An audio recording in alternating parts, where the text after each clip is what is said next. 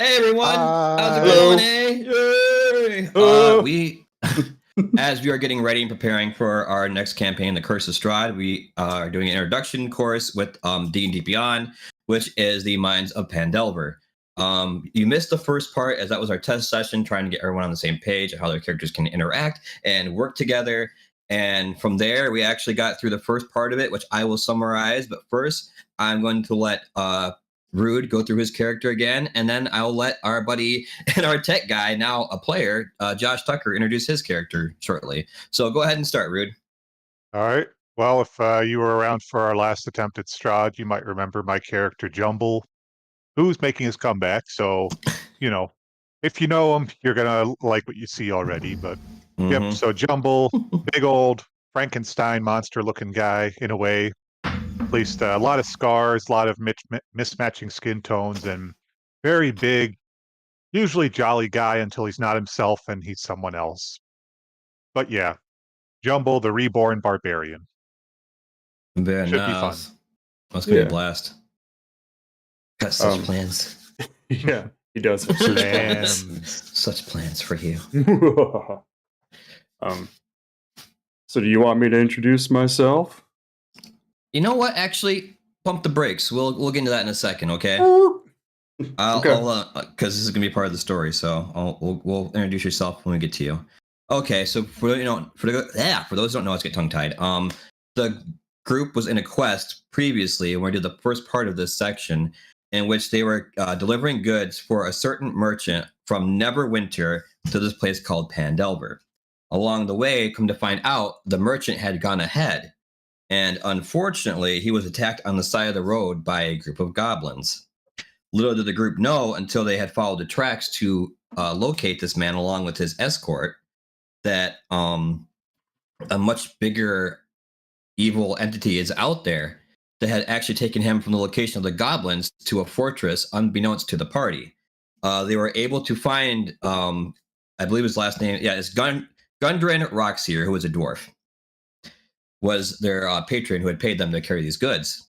And he was captured and taken, and then his partner in crime had passed away, but his brother, who was also traveling to meet them along the road, was also captured. They had saved their brother, but they could not find our buddy Gundren Rockseer. So they're headed back to Phandelver right now with the goods, and hopefully to get more information as to what was going on with this current evil force out there that had taken their Patreon that had hired them. So we're going to continue from that point, and I will begin the introduction to the town they have just reached recently. So just a moment while I get done with the first part of that and go to the second part.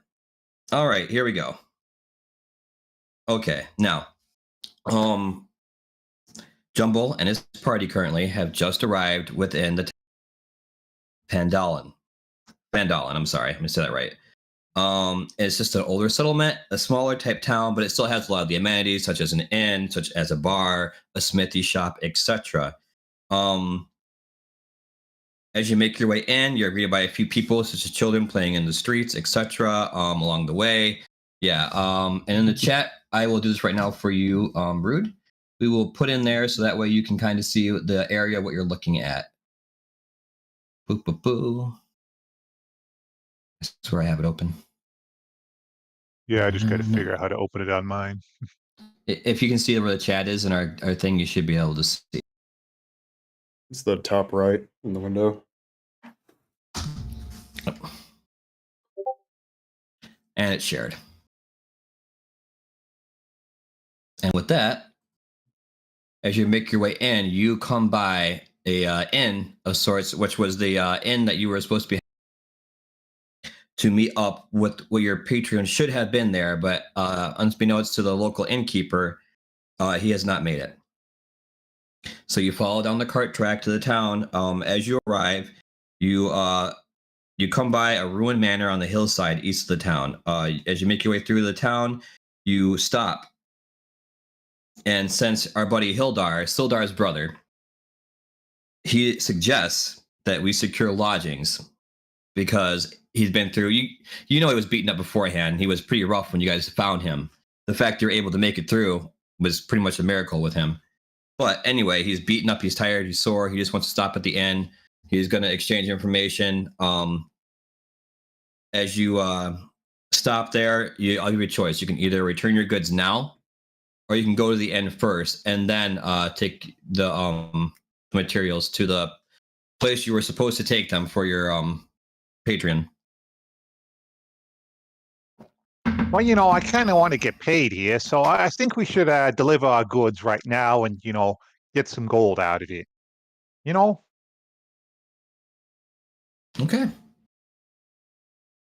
All right. Well, Hildar says he wishes you best with you delivering your materials and getting your money for it. And should you finish, you should head over to the inn, and from there, we can go over and talk about our plans to try and figure out this evil empire that had taken his friend. So he parts ways, says goodbye, waves, and heads towards the inn. So you're heading for, I'm not trying to remember the location for that. We have to take the materials.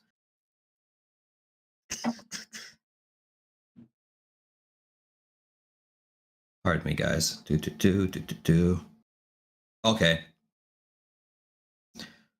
It's called Barthen's Provisions. So you arrive there, and upon there, a man by the name of Barthen, Elmar Barthen,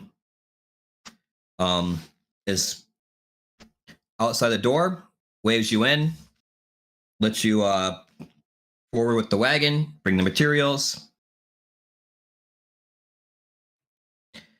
He says thank you so much for delivering them. He hands you each 10 gold pieces,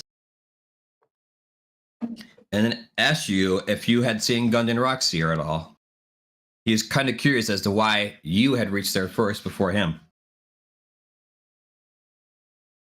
Oh, well, yeah, we ran into some goblins, and there was also a bugbear, and yeah, I think somebody took Gundren.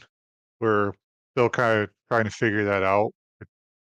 Yeah, it wasn't Really? nice. Oh no. Well, that's just sad. I've been doing business with him for years, him and his brothers. It's sad to hear that. I really do hope that you're able to find him again. He's a friend, and he always delivers on his goods. So I do thank you for delivering them. And talking about goblins and a bugbear and all that, what about hazard pay here? We went through a lot of hazards to get these goods here. You get me? I'm not so sure about that, but you can try and roll to convince him with a charisma check.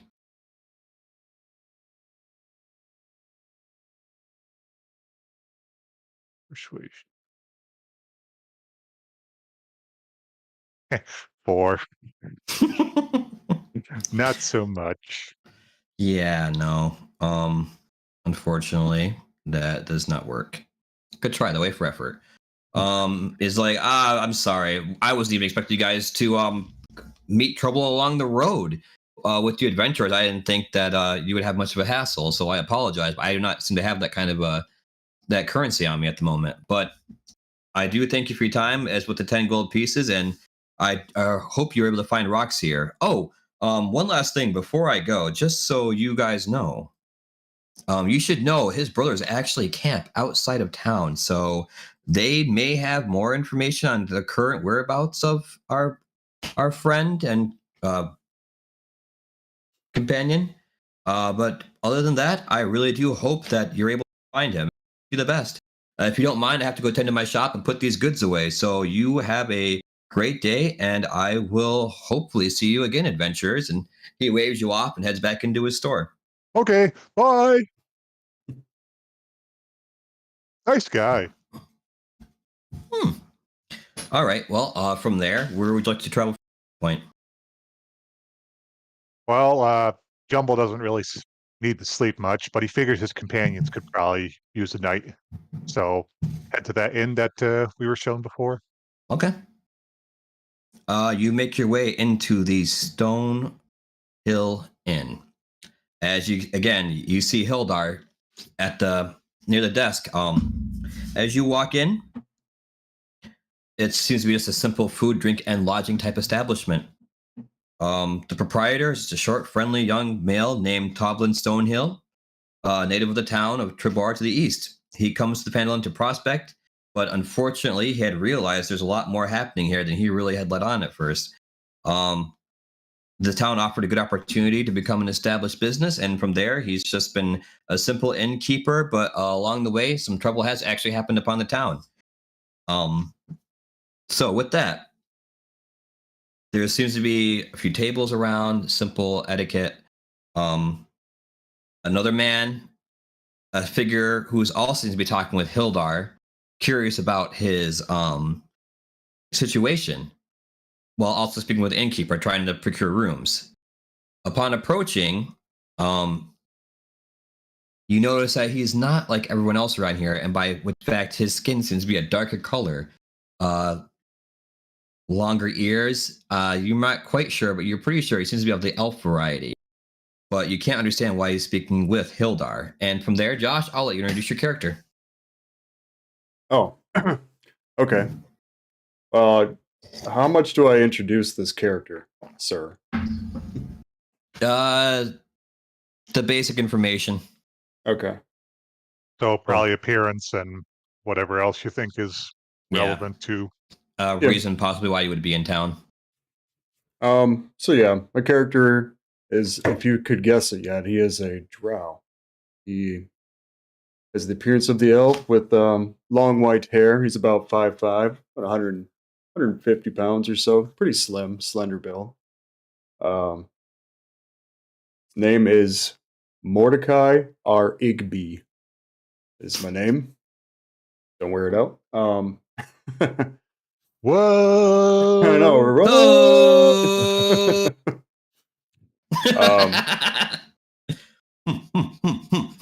And if you can guess, like, I'm sorry. like most dark elves, I do come from the realm of Menso Baranzan, and I, of course, not being a matriarchal society, my main goal was to kind of get out of there. I was tired of the tyrannical rule that they have there. I don't quite agree with their ideals, so kind of came to the surface to further my craft. Good one on you. It's me in a nutshell. Okay. So, I mean, your character doesn't know this yet, Rude, but now that we're aware, for the people at home, that's currently a character that Josh will be running. It'll be Mordecai. I'm just going to call him Mort for short, because I'm not saying all that. I will accept Mord or Morty as well. All right, we'll do Mord. I'm not saying Morty. Anyway, with that, as you sit there, Hildar is like, "Hey, come here, meet my friend here, Mordecai. This is Jumble, along with his other companions and friends, Frankie, and name who now escapes me. I should know this by now. What is Silverbax? Thank you. I'm glad he's not on right now. He'd you be hear upset. a disembodied voice whisper it. Yeah. Zilder. Yeah, Zildred. Yeah, Zildren. That's what it was. Well, I reach over and just shake Mordecai's hand very vigorously. Well, hi there, Mordecai. I'm Jumble. Nice to meet you. nice to meet you as well. What are you exactly, if you don't mind me asking? You seem different.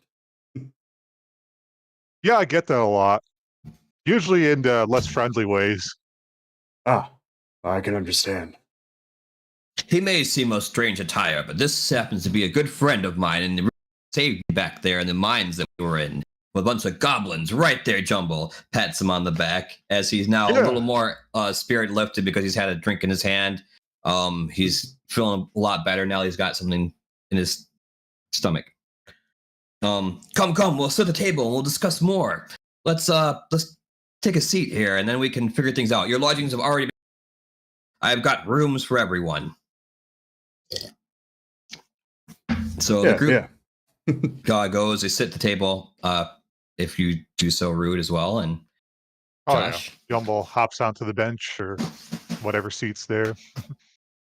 Just, Is there already food and drinks, or does he need to order from? Okay. There's a pitcher of water, a basket of bread, and I believe they're going to bring out a full chicken for you guys to together with some plates and all that stuff. So Hildar's already taken care of it for you guys after everything you've done for him. This is for saving him.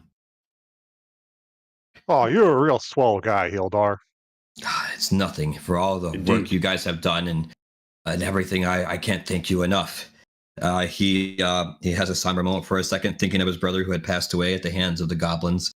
Yes, I don't know about this evil group that's taken Roxir, but I swear on my brother's life that we will find the culprits and bring them to justice, as well as save our friend. And then he makes a toast to his brother, lifting up his glass. Cheers to the fallen. Let them not be forgotten. And he just... all of a sudden, Jumble declares in Orcish, What? Oh. Does Mordecai speak Orcish? I actually don't think he does. Okay. No, that's fair. I don't think anyone does, except Jumble. Nope. I'm pretty sure Jumble's the only one. You're the only gun. Yeah. Okay. With that, afterwards, the food arrives. Getting a good meal on them. There's something in Orcish again and just started digging in like there's no tomorrow. Oh, goodness.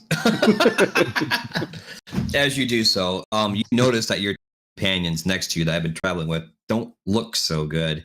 Maybe it was something they ate, or maybe that didn't agree with their stomach, but they seem to look quite ill. Suddenly, you see their mouths start to fill up, and they make a run upstairs. In which case, Hildar kind of points to what rooms where, and they take off up the stairs, up into their rooms, and disappear. Well, Jumble just kind of shrugs and keeps eating. What's wrong with your friends? They don't seem to be very well. Yeah, he's muttering something in Orcish. Oh, goodness. Yeah. Got sharp shoulders. You keep chowing down. Hildar's like, okay. Now, I will say I've been here for a little bit, and I've talked to the... His voice gets a little bit low as he looks around the room, kind of like, just like, mysterious, like, who, like, listen closely. So, okay. There's been talk. Now, this town used to actually be a very, very well-established marketplace for travelers to come in and out. But unfortunately, there seems to be some type of group that has come in here outside of our own group that has taken hold of this area by the throat and kept them tightly secured. His name happens to be called the Red Brand. And I am not 100% sure if they possibly might know anything of the whereabouts of Roxir, but I have a feeling they might be tied to what's going on. I don't understand quite as of the nature of this group, but I do know that they are only out for themselves, and they are, in a sense, more like pirates and just nasty do-wellers of a sort. Oh, man. I would suggest talking to more people around the area and possibly figuring out what exactly is going on, as it might give us more information as to where our companion is. I myself am going to retire for the night, but in the morning I shall be traveling on my own again to gather more information. I thank you for your companionship and for what you've done for me back there. I couldn't have asked for a better group, and I trust you with finding our friend Roxir. He pats you on the shoulder, Jumble, wishes you all a good night. Oh, go ahead. Yes, of course, yes. Where'd Zildris and Frankie go? I don't know, but something happened. They looked quite ill. Oh, geez. I'm hoping they're able to recover, but it's sometimes on the road, who knows? It could be some type of illness, or maybe it was something they ate. I seem to be fine, so maybe seem to be life fine on the road as is not for everyone. I feel strangely full, which is weird because I usually don't eat a lot. Well, we had a feast, so it doesn't surprise me. You with the jokes, Jumble. You slay me. Pat you on the shoulder again. Well, good night, gentlemen. I shall see you in the morning. And he waves off. So now it is currently just you two within the area. Some other locals are currently hanging around. Just a few locals. If you guys want to roll to kind of get Um, a feel for the area, I was going to do an investigation check, maybe yeah, try and find some information, or yeah, because there's still some people within the local inn, so they're just sitting at their tables, just doing their thing. Well, I'll do a perception roll, and I got 6, so that's not much. I only got 11 on mine. Yeah, you really can't recognize or see, like, you're just by looking around the room. These are definitely people that have lived here for quite some time. They're very comfortable in where they're positioned, chatting along the bar, so on and so forth, at their own table, enjoying a meal, conversating. Some of them look very like quiet, like they don't want to talk a whole lot, like they're mainly to themselves. Other people are just merry and conversating, lifting up a glass here and there. You notice the guy from the trading post has made his way in as well and greeted some of his own fellow companions, saying hi and whatnot. Other than that, with what you guys have rolled, you really just like there's just unfamiliar faces, just kind of enjoying a drink and a meal. Nothing that inquires you guys to really push into asking questions. All right. Well, hey, Mordecai, what brings you to this place? Well, like I said earlier, I wanted to get away from the vast reaches of the Underdark and its deep, dark denizens, and make my way up to the surface world to find new meaning, new purpose. Oh, wow. Sorry if that's a little deep, but Well, I mean, you're from underground, so I get why it'd be deep. yes, yes. So maybe we can find more information if we talk to these people a little more. Help your friends out. Oh. So I go up to the group that's steadily drinking. You said there was a group over there, Yeah. and I propose to buy them a drink and sit down and chat with them. Okay. Well, Jumble just kind of follows along. Want me to roll a charisma check or something? Persuasion, maybe. Sure. You might want to, especially with you being a drow. They're not really yeah, familiar with you. a drow and jumble. Yeah, about a they're 21. 21. Oh. Yeah. Yeah, I'll allow it. They actually, it's funny because one of them happens to be the innkeeper, just enjoying some conversation. Another one happens to be a weaver who makes fine tapestry and things like that, along with a farmer. Their names happen to be Trolana for the innkeeper, Narth for the old farmer, and then Freda for the weaver. I'll say Freda one more time because it's not a name I normally say. Yeah. Anyway, Narth's like, well, hi, travelers. It's strange seeing people of your nature here. We don't get a lot of travelers as of lately. Unfortunately, thanks to the Red Brand gang that now runs this town, basically, we don't get a whole lot of anything anymore. I'm sorry, I've said too much. You ladies have a great night. It was great conversating with you. Freda, give your man the best, and hopefully I'll see you again tomorrow. Night, ladies. And he gets up and bows and takes off. Trulana, the innkeeper, welcomes you to sit in his spot with another chair next to that. So as you do so, she gives more information about the Red Brand gang as you sit down and like hush, like, since he mentioned them, there's some stuff you should know. You look like warriors in a sense. Do you travel often? I've been known to mosey around a bit from here to there. Oh, that's fantastic. Have you seen combat before? Are you well versed with the ways of of fighting and such, and going on adventures? But known I to didn't take get these. I didn't get these scars just for looking pretty, ma'am. Oh, indeed. I've never left this town. I was born, raised here, and married. I I've never stepped foot outside this area, but I will say that if you are here and you are not looking for trouble, I would only stay and leave because this Red Brand gang is just an awful group of men. We actually had another denizen here who was a woodcarver at one point named Thalendar. He stood up to them at one point and had enough of them constantly coming in and disturbing his shop and always having to pay these men off. And unfortunately, they murdered him. We saw it, but nothing else could do anything. There was just so many and so strong compared to us. And now there seemed to be the whole family is gone, other than the father who lays dead as a warning to those who try to mess with the gang.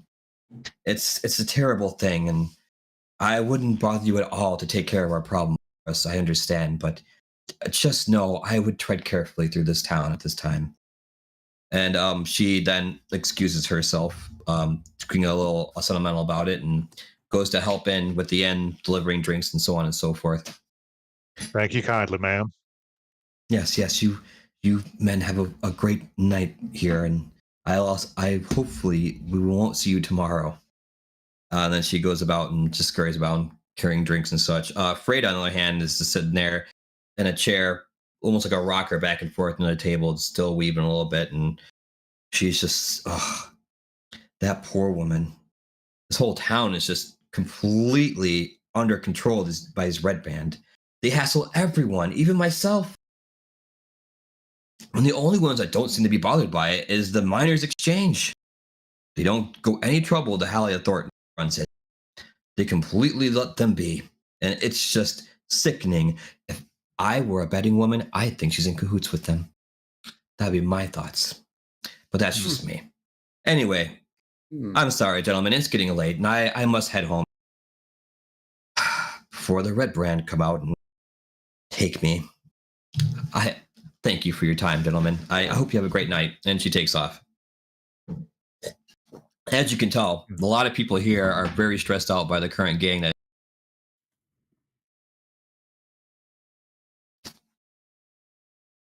So with that, as you the night continues on, you start to see more and more companions at a certain time start to head out and head home, because it's almost like there's a curfew and intact. As soon as a certain time hits, they have to be indoors.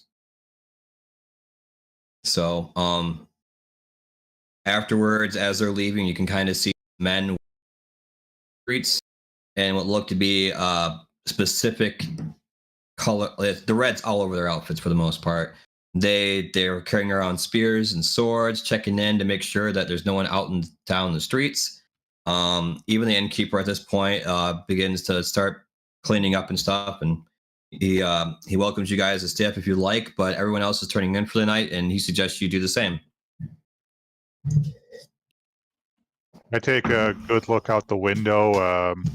Let's see, with perception, I just want to see if I can get a good view of any of their faces to remember for later. No, they're mainly covered in like red scarves in a sense over the mouth and face. Like they're almost like robes, but not quite. Like they're more fashion. Yeah, they're all almost like in a uniform in a sense. So, yeah, and with how dark it is outside, it's you can make out the color of their clothing, but it's not much detail.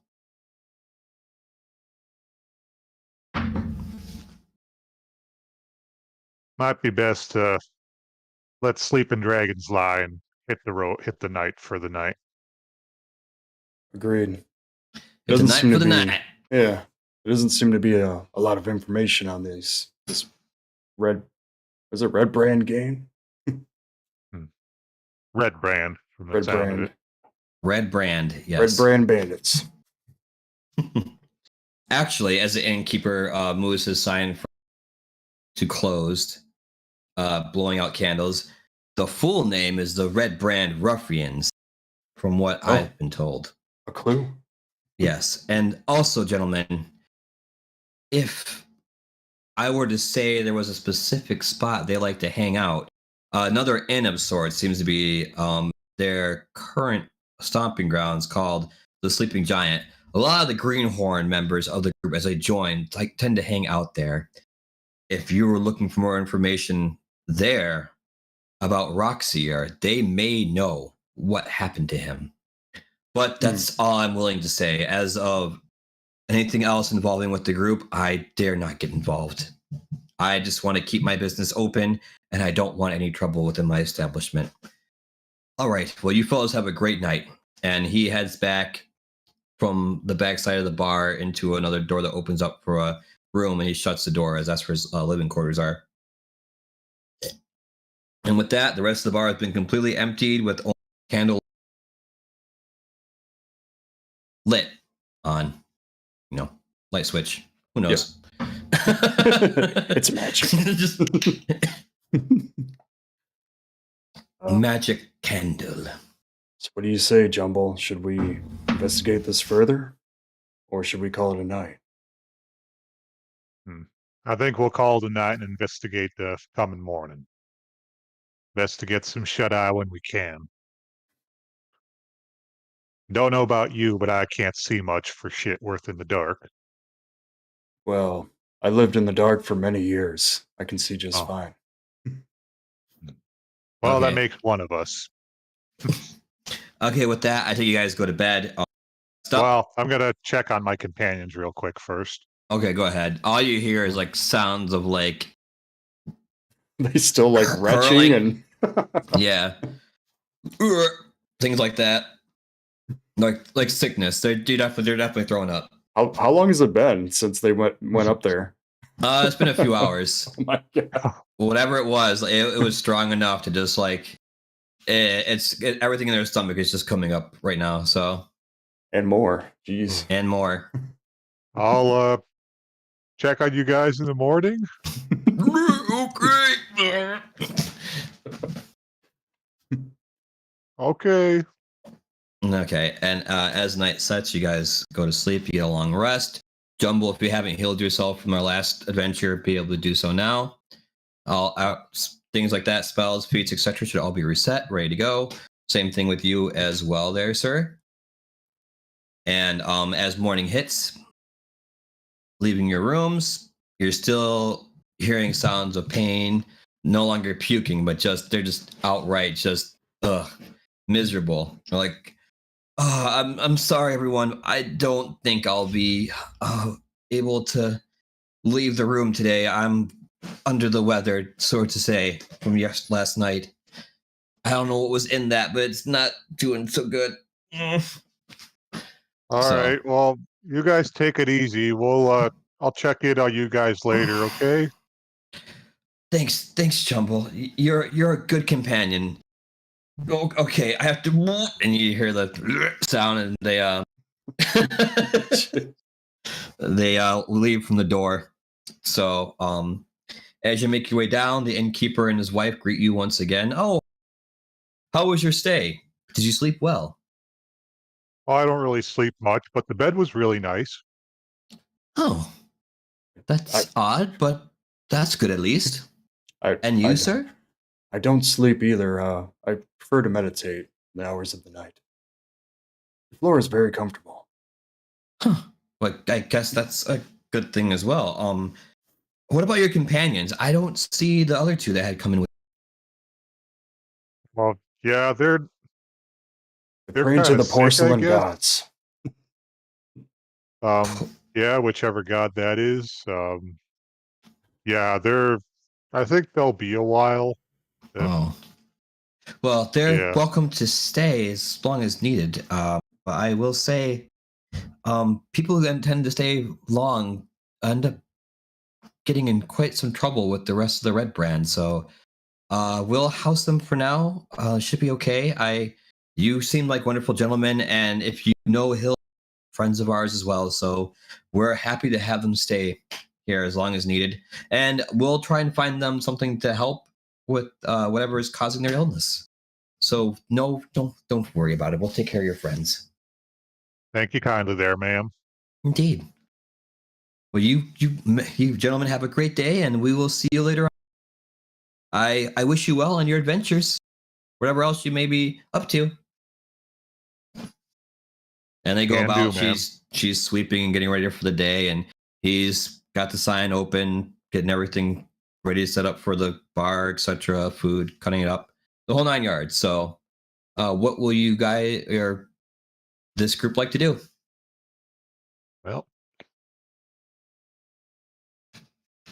Well, I don't know about you, Mordecai, but something don't sit right with me with these red brands. I say we pay them a nice, polite-like visit at the Sleeping Giant Inn. Sounds like a plan. You all right in a tussle there? I can handle myself. Fair enough. I think you gentlemen are going to the Sleeping Giant then. Yep.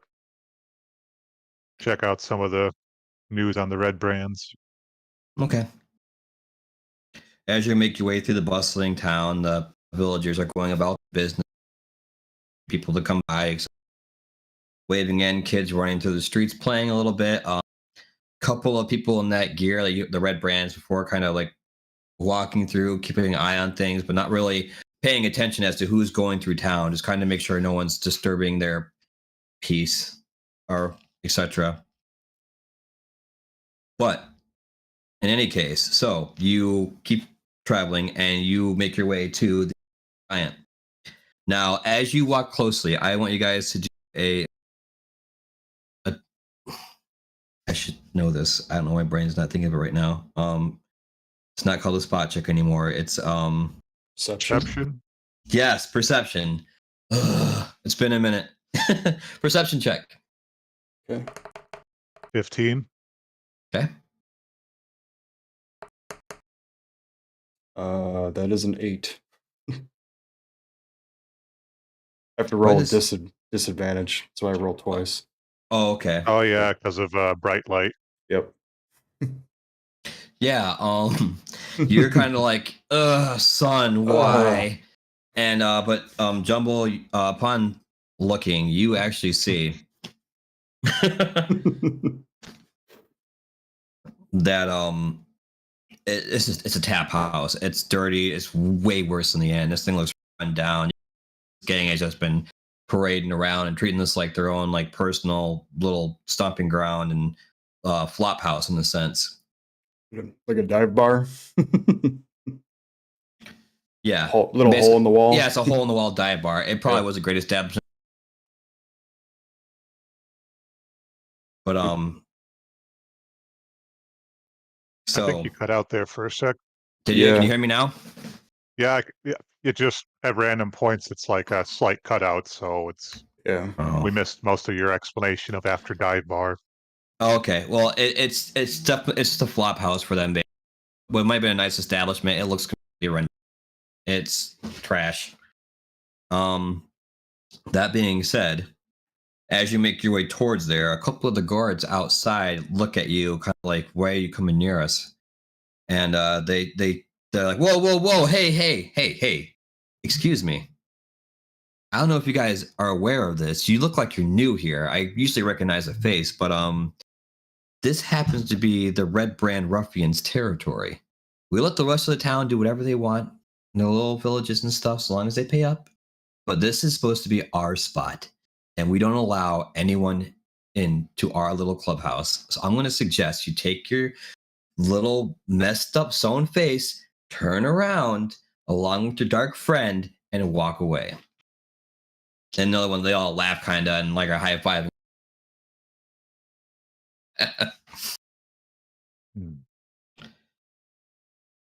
Maybe I just want to come in and have a drink. Is that so much of a problem? And I roll to intimidate. 4. Jeez, that didn't work. Can I try a persuasion check real quick to stack on top of that? See if I can save this. Sure, if you like, go ahead. All right. How about 11? And that was your charisma, you said? Yeah, persuasion. No. Yeah. Oh, okay. Yeah, no. Close. It was close, but no. You're almost on the money. It's like, no. He wants a drink. He wants a drink, guys. He wants a drink. Oh, why didn't you say so? Oh, of course. Hang on a second. He grabs what looks to be some type of like glass mug or something. It does not look like something appetizing, and he proceeds to just throw it right in your face, Jumble, and laugh. How's that for a drink? Now why don't you scram? Hang on, can I roll acrobatics to dodge it? You know what? Go ahead. I'll allow it. Roll acrobatics. 16. Okay. I'll give you an attack of opportunity if you want. I'll leave it to you, though. You don't have to engage if you don't want to. But with that, he's going to be completely caught off guard while he's throwing that. So, yes, you just head to the side as just like, whoop, out of the way. Comes up with the drink. Hands still up with the glass. I'll roll to intimidate again. Okay. Instead of attacking. Okay. Come on. 16. 16? Yeah, this time he's really taken back. I wouldn't say he's peeing himself, but he's like, what the hell? Like, no one should move that quick. And he's a little like, whoa. And at that point, he's like, all right, man, if you don't want any trouble, I'm going to have to suggest that you leave because I don't know if the Red Brand Rough for, and we're a powerful gang and we don't mess around. Our leader, he knows magic and he is scary. And his boss is even scarier. So if you don't want any trouble, I'm going to ask you to hightail it back. How many Red Brand ruffians are there outside here with us? Roll a perception for that. Oh, good. 9. There's more than one, but it's not a large group. I tried squinting my eyes. I only rolled an 8. You make out shapes of people. There's like 20 of them, I think. You're not blind, I don't think. I hope not. I'm gonna get you some sunglasses. Right. Yeah, it's a small group. It's not like a large, like there's not like a ton of them, but it's definitely, you're not just looking at one dude with his buddy. It's a few. Yeah. And they're starting to, instead of just joking around, they're getting a little more. But he knows that he can't, he has to stand his ground. So this is where I leave you guys. You can stay or you can take on this fight. Oh, well, come on. Let's just sit down at the bar and have a drink. And I enter a rage and try to tackle as many as I can straight into the bar. So I'll roll athletics on that with advantage because raging. 20. Okay. Roll strength. Just strength in general or athletics? Just strength in general. It's going to happen, but I just want to see something. Come on. Hang on. I got a trait that it can help there. Yeah, come on.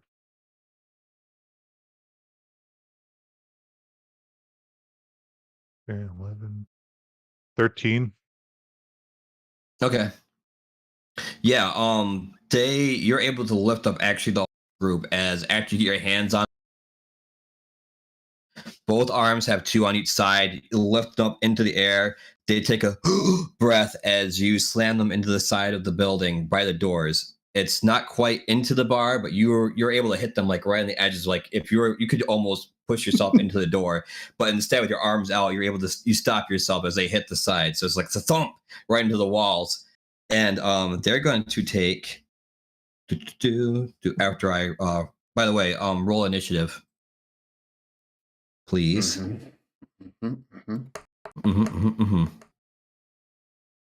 14. What is typically what you would do for unarmed combat? Can you roll that for me actually? Like damage or? Yeah. If like you're doing an unarmed D4? strike, I mean, for me, it would be D4, but sometimes it's different depending on the bonus. Bludgeoning damage equal to 1 plus your strength modifier. So in my case, that's 7. Oh, that's right. They did change it. Yes, 7. That's what I was saying. Okay. Forgot Jumbo strong. Yes, he Yep. is. Feel like a stitched together brick shit house. Oh yeah, there's definitely some bricks and some shit involved. Okay, I have to add something real quick. I apologize, guys. I have to add another one. Sorry, I'll read some of the chat here. Okay, yeah, please, actually. Saying like sneak around the side, James Unchained. It's like Tim said better start praying to Princess Bubblegum. And James thought they were still outside, which we are, aren't we? Well, they were. Yeah.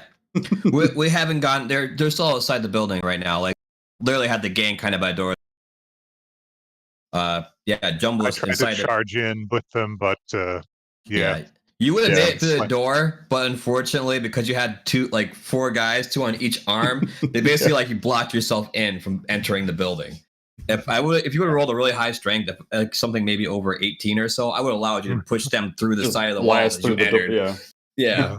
So instead, it's wham, peekaboo. Yeah. So you got a good look inside as you slam them against the wall. Okay. Try that again. You said 14. Yep, I had 14. Okay, hang on. I have to run the encounter again. Apologies. So you had 14. And then what was yours? Mordecai? 9. 9, okay.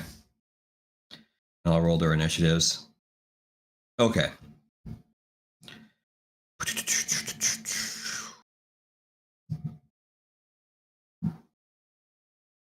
With that, I gotta take some health off. You said 7? Yep, 7 bludgeoning. Ooh, man.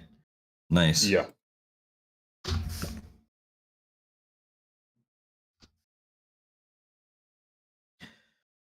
Okay, with that, one of the Red Band ruffians, after what had just happened, is now mad. And he pulls out his weapon, his short sword, and he's gonna come take out your head as your arms kind of come back a little bit as they drop to the ground on their feet. So he's raised up, and he is gonna try and slash at you. Ooh, goody. 10. Miss. Okay. Next one after that tries for the same thing, coming from the other side, opposite. Sorry. Yeah, you're cutting out again. Okay. Yeah. Is that better on the mic? I think it's when you're peaking, maybe. It's your limiter or whatever that is. That's weird because I don't have anything on for that. I don't have any. And you just cut out there. Yeah. Oh, come on. No. It's always brief, but it's random. It just all sounds like, yeah, I don't have okay, I turned it off for sensitivity, so maybe this will. Is that better? So I turned off sensitivity, so it shouldn't peak now. Okay, so one on the left is now going to attack you and strike at you with his sword. And it's a complete miss. Once again, off the arm, trying to swing, but after landing, the way it's like an uncomfortable position where your arms are just like stretched. So like the neck area is like right outside. I know I'm trying to show you off camera, but like, yeah, they're like right about here. They're still trying to swing and they don't have enough arm room to really like move around. So they're kind of like waving at the moment. And with that, Jumble, it's your turn. Okay, well, I'll let's see. Hang on. Okay, yep. Well, I'll punch the first one who tried to shank me with just a regular punch. Hang on, how did raging work? Gain advantage on strength checks and saving throws. Okay. So that's a 24 to hit. That's a hit. And I realized with raging, I actually get a +2 to damage, so it's actually 9 bludgeoning damage from a punch. Mm-hmm. You're throwing fists now, okay. Yep. So that's 9 bludgeoning, you said? Yep, with 1 punch. Okay. You missed me. Let's see if I miss you. As you hit, it hits with such a thunderous sound that you hear the skull crack, as it almost seems like your head indents into his skull, leaving with such force and impact that you can almost feel his brain from where you had hit. He drops with a little bit of foam and stuff coming out of his mouth as mirror starts to come out of his mouth as he then drops, twitching a little bit on the ground. Squishy. And he gone. All right. With that, it is the third one's turn now. After seeing what had happened, he screams in anger, and disbelief at the carnage that's unfurling in front of him. So he's going to try and make a stab at you. And he actually stabs himself. Looks like fun. I don't. Okay. Hang on a second. There it goes. Okay. He takes damage upon himself, completely missing and cutting his own finger, dropping his sword. Oh, finger food. And with that, Mordecai, it's your turn. Okay. So I pull out my weapon, and it's a special type of weapon, actually. Might have never seen it, Jumble. But I pull out my gun. And I pointed at the, well, are they all in a group or what? Currently it literally is after Jumble drops his hands, they're like all lined up along the wall. Like if you were to see the building, yes. It's like, like a firing squad at this point. Yeah. Like Jumble is not in the way of any of them. One on the complete left is dropped. Another one is like holding his hand because he cut himself next to where that guy was. And the other two, one failed trying to swing at him, and they're just like recovered after being dropped to the ground after being slammed against the wall. So after he basically clotheslined them into the building. I'm going to aim at the one that chopped his finger off and say kind of quietly, don't bring a knife to a gunfight. I fire at him. What? So 24 that's a hit. Yeah. That's definitely a hit. Is that a crit? No, no, it wasn't a crit. 5 damage. Mm-hmm. And, I shoot him in the hand again. That's what I was aiming for. You blow a hole completely through the hand now. If there was, besides him holding his hand, it actually pierces both hands because he was holding the one hurt. So nice. He now has like a hole completely through his hands. He's like, he's screaming now, just in complete pain, just looking on in disbelief and shock. Does that count as a disarm? Yeah. He's disarmed. 5 damage. Okay, that's not sick. Yeah. All right. Yeah, but he's still breathing, but he's hurting. That blood is just dripping out of his hand right now. He's just screaming in disbelief. Nice. With that, we have one more ruffian after that, and seeing his friends in such pain now, he is actually going to try his best to take a swing at our boy Jumbo once again. And completely missing. Horribly missing. Not bad enough to hurt himself. Jumbo does a dance. And with the weird dance, he's just not able to connect with his sword and just frustrated now. Wondering why he signed up to join this gang if he's going to be in this much trouble. And with that, we go back to the top of the hour. And the other ruffian, who still has his hands and tries once again. This time, he's going to swing the sword once again at Jumble, and he's going to try to stab him right into the stomach. Swings don't work. All right, we'll just try and get up close and personal and stab at him. And he gets 21, so that is definitely a hit. Oh, and yep. Jumble, you will take a total of 4 damage. So yeah, he stabs you. It cuts off the side, nothing too major, but at least this time he's able to make contact. And he's like, ha! A little excited that he actually has hit you. So, and with that, love Jumbo, handle. Well, Jumbo, you can take out your love handle on him now. Oh my. Okay. Oh yep. my. Ooh, getting saucy, are we? I'll fuck her up. I swing back to punch him in the face. All right. Let's see. How did that? Okay. Yep. Just attack. 15 to hit. That's a hit. Okay, and that's 9 bludgeoning damage. Once again. This is the one you swung at, right? Not the one with the hands that are currently bleeding. Yeah, the one who cut off my love handle. Oh, okay. Yeah. And where were you swinging at? The face, you said? Again? Yeah, because I told him to pucker up. Yeah, he puckers up all right. As you hit, you can feel his teeth and everything just start to shatter. The whole mouth, it looks like complete impact in the face. Like you create a crater just right inside with your fist. And you can hear the thump as like blood squirts out the ears like you just crushed a ketchup packet. Damn. Yum!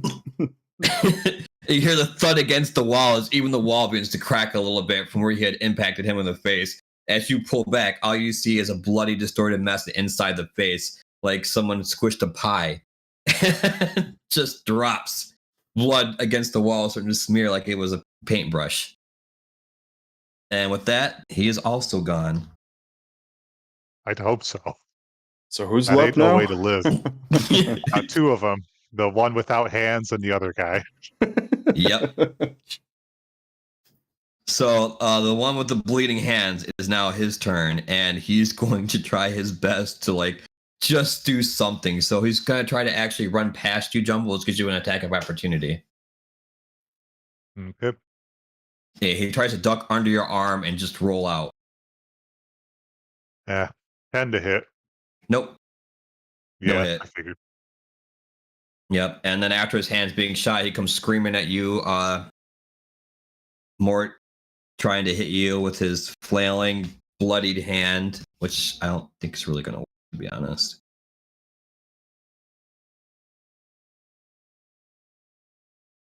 Nope. Not even. It's not a critical fail, but it's definitely not a win. Yeah. Nothing. Like it feels like someone like tapping you on the shoulder because he can't even like make a fist since he's in so much pain. So just like Trying to slap me with a fish, basically. Yeah. Yeah, he's in tears and crying, but he's just trying his best to like do something. And with that, it's your turn.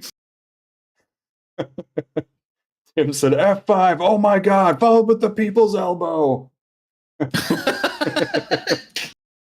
That'd been great. My turn. Okay, yeah. I'll try to finish off the poor handless man. The dodge is flailing appendages. 18 to hit. Correct.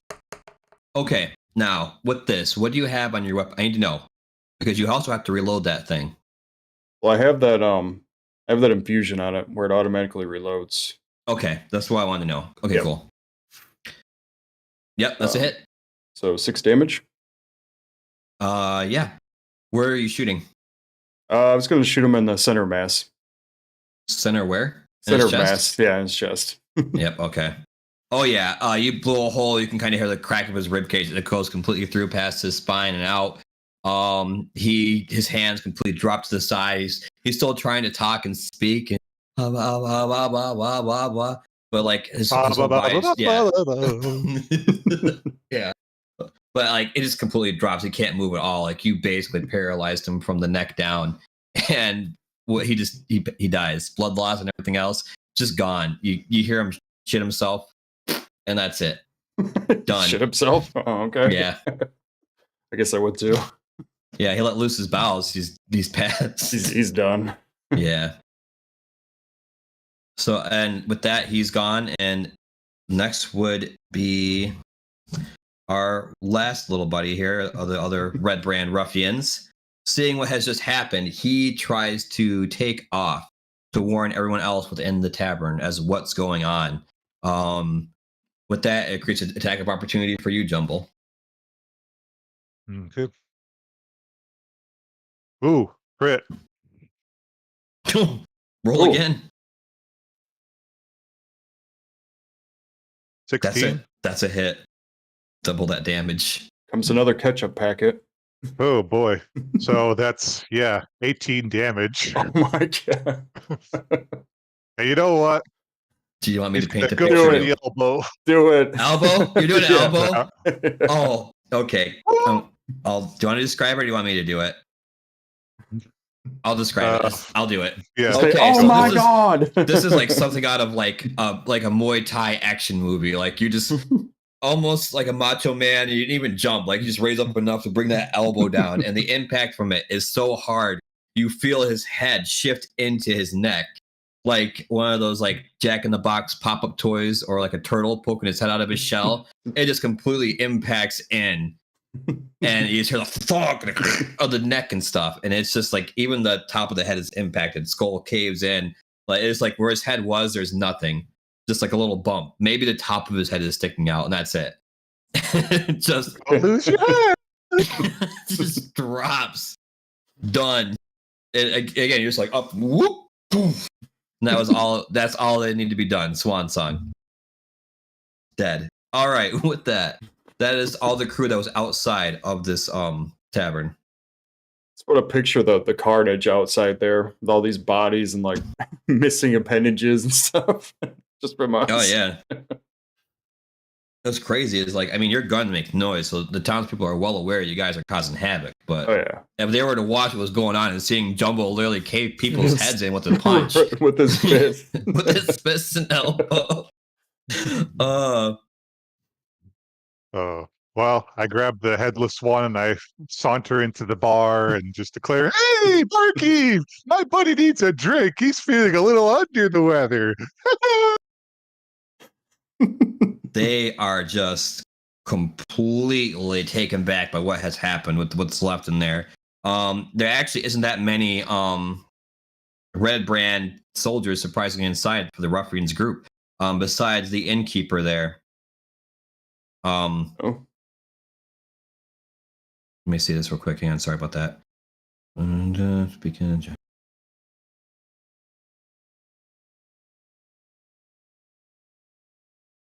Okay, with that, the bartender there currently, and this is like a stout woman, very like, like she does not look comforting at all. She looks ragged. The place is dirty. There's some tables smashed. There's like crap basically all over the place. And this, the female that runs the place, her name is Grista. She's a dwarf, and she's just astounded. Like, her eyes are wide as you see some of the other Red Brand ruffians, after seeing the damage you guys have done, they book it. Like, they're out windows and stuff because they want no part of what just happened. There's only a few left besides those four, and they're gone. They see the carnage and they're like, nope, don't want any. And they just book it. And she's just like left there, like cleaning dirty glasses and stuff, just like, what the hell just happened? Anyway. And Jumble like, Jumble kind of shakes his head and looks at the guy. He's got his arm around it. Well, geez, what happened to him?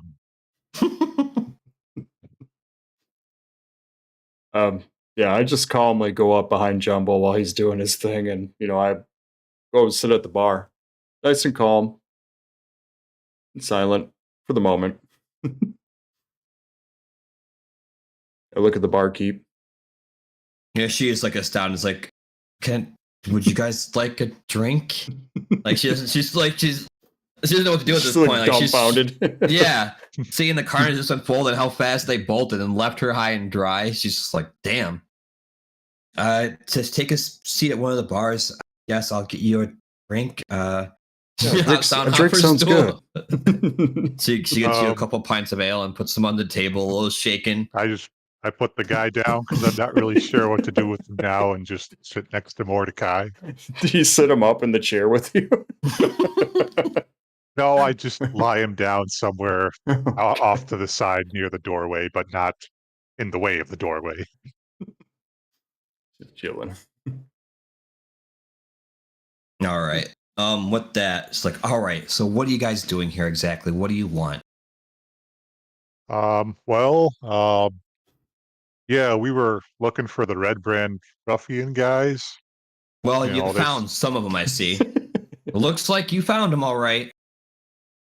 Yeah, I guess we did. We tried to come in peacefully. Yeah, they don't do peace too well, do they? This used to be a nice establishment, but they decided to make this their stomping grounds, and I was not going to be one of the people to tell them no. And since then, I became hardened myself and just did whatever they needed me to do. I served them drinks, and so long as they didn't destroy my bar, they keep the lights on for me, and I guess in a sense. I will say, you guys are going to be in some shit now, though, because their leader is scary. I've heard rumors that he's not exactly like those bozos. This guy happens to be a wizard, and he's a powerful wizard on top of that. Wizard? Yes. This wizard got a name? He does have a name. And it happens to be... Let me find it for a second. Because he has two names. What? One is his actual name, and the other one is the nickname that the Red Brand has given them, and you guys wouldn't know it unless you actually met him. Stage name? Yeah, in a sense. Like, he's got his, like, I'm the bad guy name, and then his actual name. It's Glass something. I should know it. Tim was just blasting off with the wrestling moves over here. Tornado Lariat followed with the leg drop. James said change their color room red to yellow. Yellow. Well, they were yellow. Yeah. He said weekend at Bernie's it for your companion there, Jumble. A little harder to convince people when he's got his head in his rib cage. We're just gonna put our arms around him. It'll be okay. Get some sunglasses. Where is it at? And the melon to put on his shoulders. Right. Yeah, Draw a I face on it apologize, real guys. quick. This is taking me a minute because there's actually coming up where you guys are going next for this. There's a lot of stuff happening in that part. That's why I'm trying to find his name. Well, wouldn't the gang members mostly refer to him by his nickname rather than his real name? Yeah, that's the whole point. It's Glass Claw or Glass Claw, something along those lines. But I can't seem to find any mention of his even either or name right now. Oh, Glass Staff. That's his name. Oh. Glass staff. Does he have a staff made of glass? I don't know. It's just a name. That's what she says. How would I know? I can tell you though that this is not their actual location. They actually. Oh, it's not. No, this is only where the greenhorns like to hang out and blow off steam whenever they're done patrolling and wreck my bar. But like I said, they tend to give me some tips here and there, and they keep this place going. So I'll take whatever business I can with those guys in charge. But they actually reside up on the hill on the Trensidar Manor. I'm sure you guys have passed on the way through. Big rustic building, looks a little worn out. You can definitely tell that a bunch of troublemakers live there. It is not a well-kept building.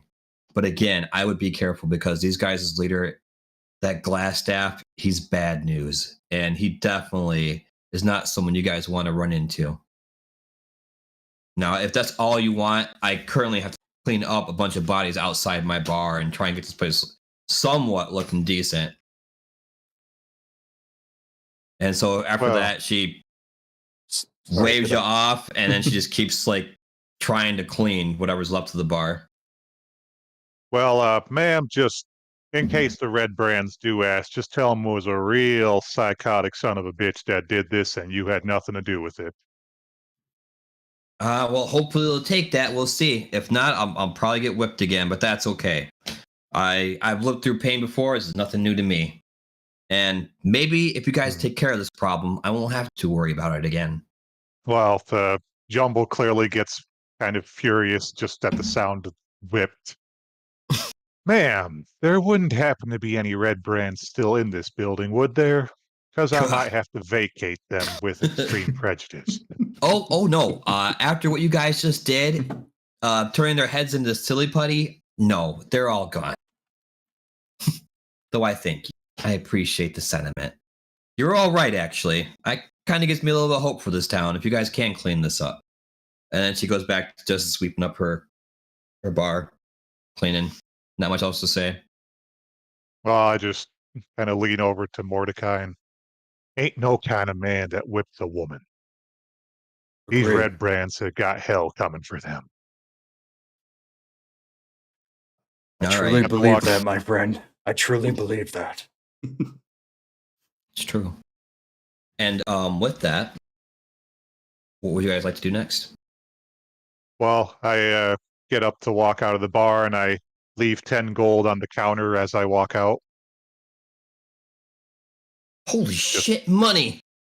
She's like blown away. There's actual cash on the bar. Well, I'm gonna use sleight of hand on that. I want to make it like you didn't see me do this, but Okay, I go rolled a ahead. 7, so I don't think that's gonna be convincing. Yeah, no, you're trying to do a magic trick, like ooh. She completely sees you drop it. She's like, thank you. Wow, that's actual gold. And yeah, she like drops the broom, grabs it, of course, puts it in her pocket, and because she hasn't made any income, so I mean, yeah, it's in and out. Well, you gents, next time I'll get you a clean glass. But thank you, thank you so much.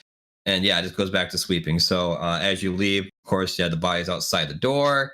From the location of the hill giant there, Giant's Hill, you should be able to see. Oh, sleeping giant. My bad. Yeah, it's just right up that path. Kind of want to try something with this character. I have that magic tinkering ability, and I want to try and use it to put a recorded message on the doorknob. So when the red brands go to use it, they hear this message. Okay. All red brands, beware, we are coming. All right. How is it activated? I am not sure on that. It's just part of my magical tinkering. I think it's just part of the class features. So I don't know if I have to roll for that or what I do. But I think you can just. I think I it's just- kind of implied to work like prestidigitation a little, like that Yeah. cantrip. So it can happen and last for a certain amount of time. Yes, that's exactly how it works too. okay. So- So yeah, I do that. Okay. So Maybe you look at the basically, message. you basically just left like a voice message. It's on repeat for a certain period of time. Yeah. That won't get annoying at all. If they No, touch not the at all. doorknob. Yeah. Oh, yeah. By touch, you're right. So it should be fine. So kind of like a doorbell in a sense, but this tells Yeah. you like red brand. We're coming for you. Yeah. Okay. Cool. All right. With that, you guys have left the bar. What would you like to do? They say the manor. It's where Yes. They hide out at. Once you leave it, if you were to look to the left, it heads out. Right, that whole path leads right up to the manor. Okay, Trezendar Manor or something like that. Yes. Yeah. I Yeah. see it That's on it. the map. It's up that hill. Oh, I can't see it. I Yeah. kind of hold my hand over like a shade. Can you see it now? Oh, that's much better. Thank you. Yeah, I see it. Well, these red brand guys just really sound like mean people. I guess we'll go and see them at that manor place. I think we should check it out. We've already made our presence known. Yes, lovely, as flamboyantly as always. Off we go to see the red brands. Okay, so as you make your way there, Do we happen to run into any red brands patrolling the streets on the way? no,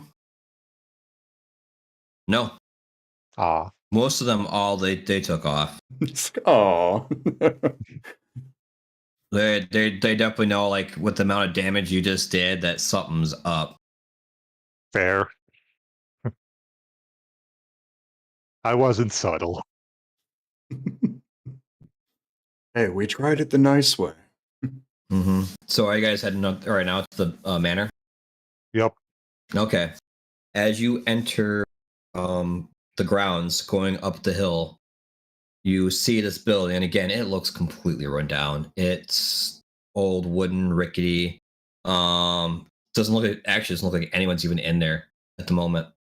It looks abandoned in a sense, which is why you're surprised when she said that this was the building in which they are located. I No roll light, no nothing. It's the middle of the day, but as you can see, you don't even see movement inside. perception on the area. Okay. Yeah. You can also roll investigate or whatever as well. Well, perception, but 11. So not Okay. great. Yeah, you can definitely tell that there is some foot traffic, but it doesn't look like anyone is here. Surprisingly. Yeah, I From what only you rolled can- a 10.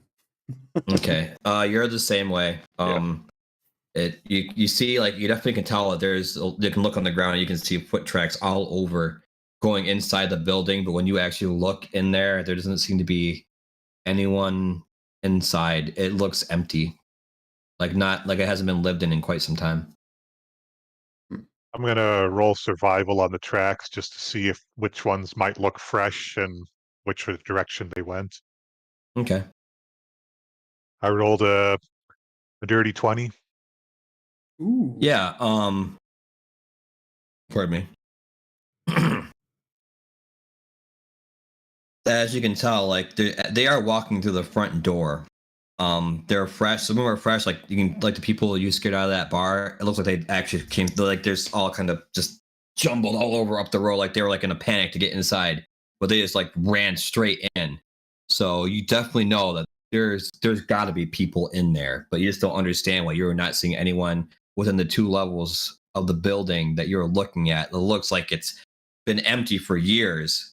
Why there's no one there? I'm gonna roll. Was that knowledge arcana? See if I can sense anything magical about it or Go ahead. out of the ordinary. 18. 18. Mhm. Okay. With that, yeah, there's no arcana or nothing. It's just something's up. It's just there shouldn't be a reason why no one is in this house, but there is definitely people in there because those tracks are fresh.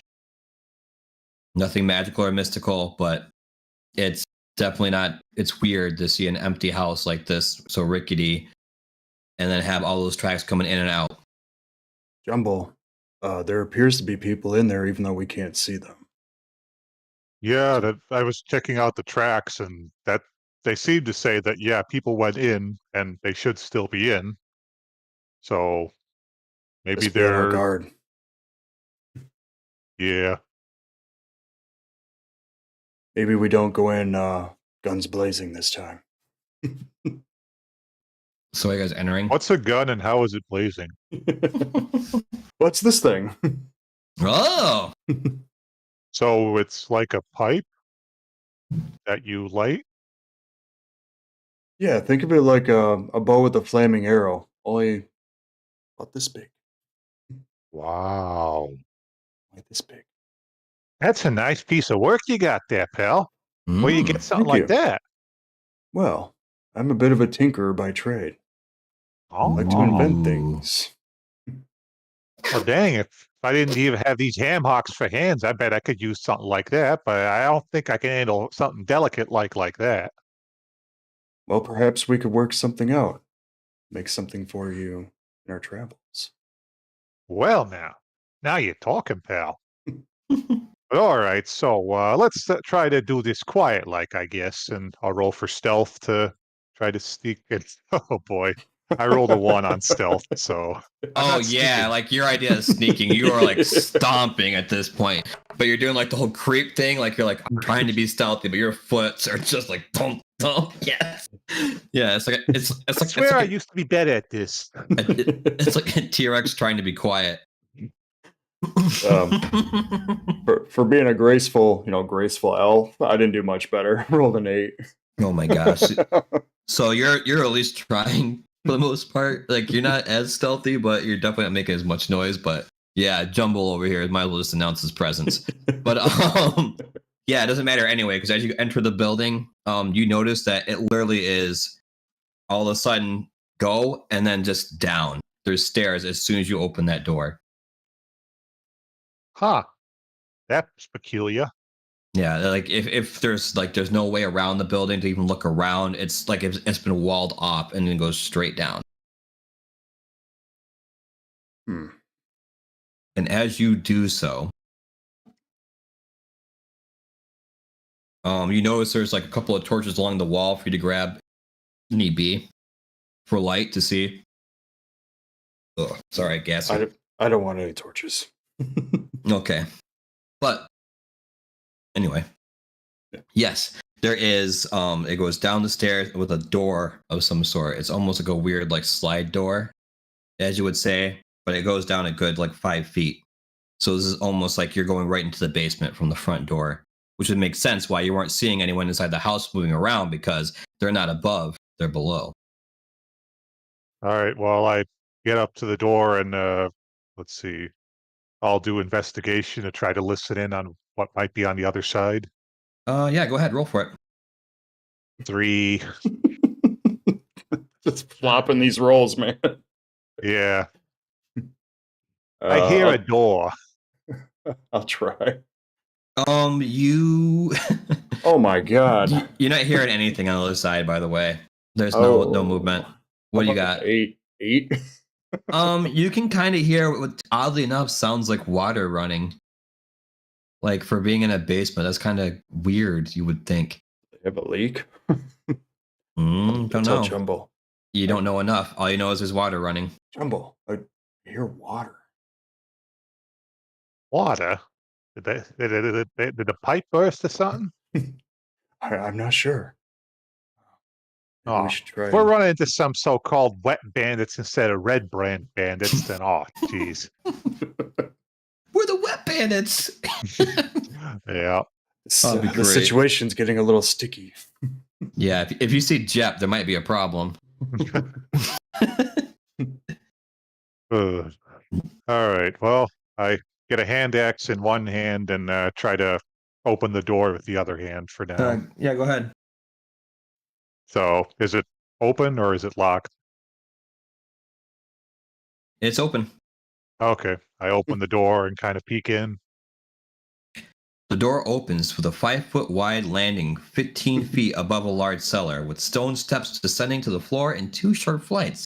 Another door stands beneath the stairs to the north. A large stone cistern occupies the west part of the room, whose walls are lined with kegs and barrels. And with this, I'm going to give you guys your next map for this area. Okay. Is that the other map you sent me that I didn't look at? Yes, that is. I promise. Scout's honor, I didn't look at it. I'm going to pull it up for the chat. All right. And there is your current map. The location which you're at is at the bottom right at the moment. Okay. Yep. So that is your current location. So we're at the bottom? Oh, bottom right? Okay. Yep. That makes sense. All right. Cool. Mm-hmm. And from there, I'll let you guys decide what you'd like to do. There is no one currently in this room, by the way. Well, I'll roll survival to check for tracks, see if I can follow the guys who rushed in here. Okay. 11. 11. You can kind of see some dirty footprints from the trail. They're starting to be slowly be worn out as they go, but it seems to go to the top door right to the right by the where the water is. It's to the right of it. So up by those barrels into that door. That's where it seems to be the feet seem to have moved to. Okay, and I'll try stealth again. Okay, 25. Yes, There we now go. you are moving like a silent shadow of a giant. Should I try A weird this description, but nonetheless accurate. Gio? Yeah, dirty 20. Yeah. You are in that shadow of a shadow. Yeah, it's Like a very much shadow. Yeah. Yes. That none would All right. notice unless they're looking for shadows. I am the shadow of the shadow. The shadow knows the shadow of the shadow. Shut up, Shadow. Anyway, okay, so you make your way in. Yep. Are you going into the building number where it is where they went? Well, yeah, we're gonna at least carefully approach where, as far as we know, the bandits are. Okay. All right. As you move towards that door stealthily, you see 3 ruffian bandits currently in that room, which were currently in that bar, as they're trying to like conversate on how they're going to break to news to the boss that 4 of their men just got slaughtered by a giant made up of different proportions and some drow that looked completely out of place for this town.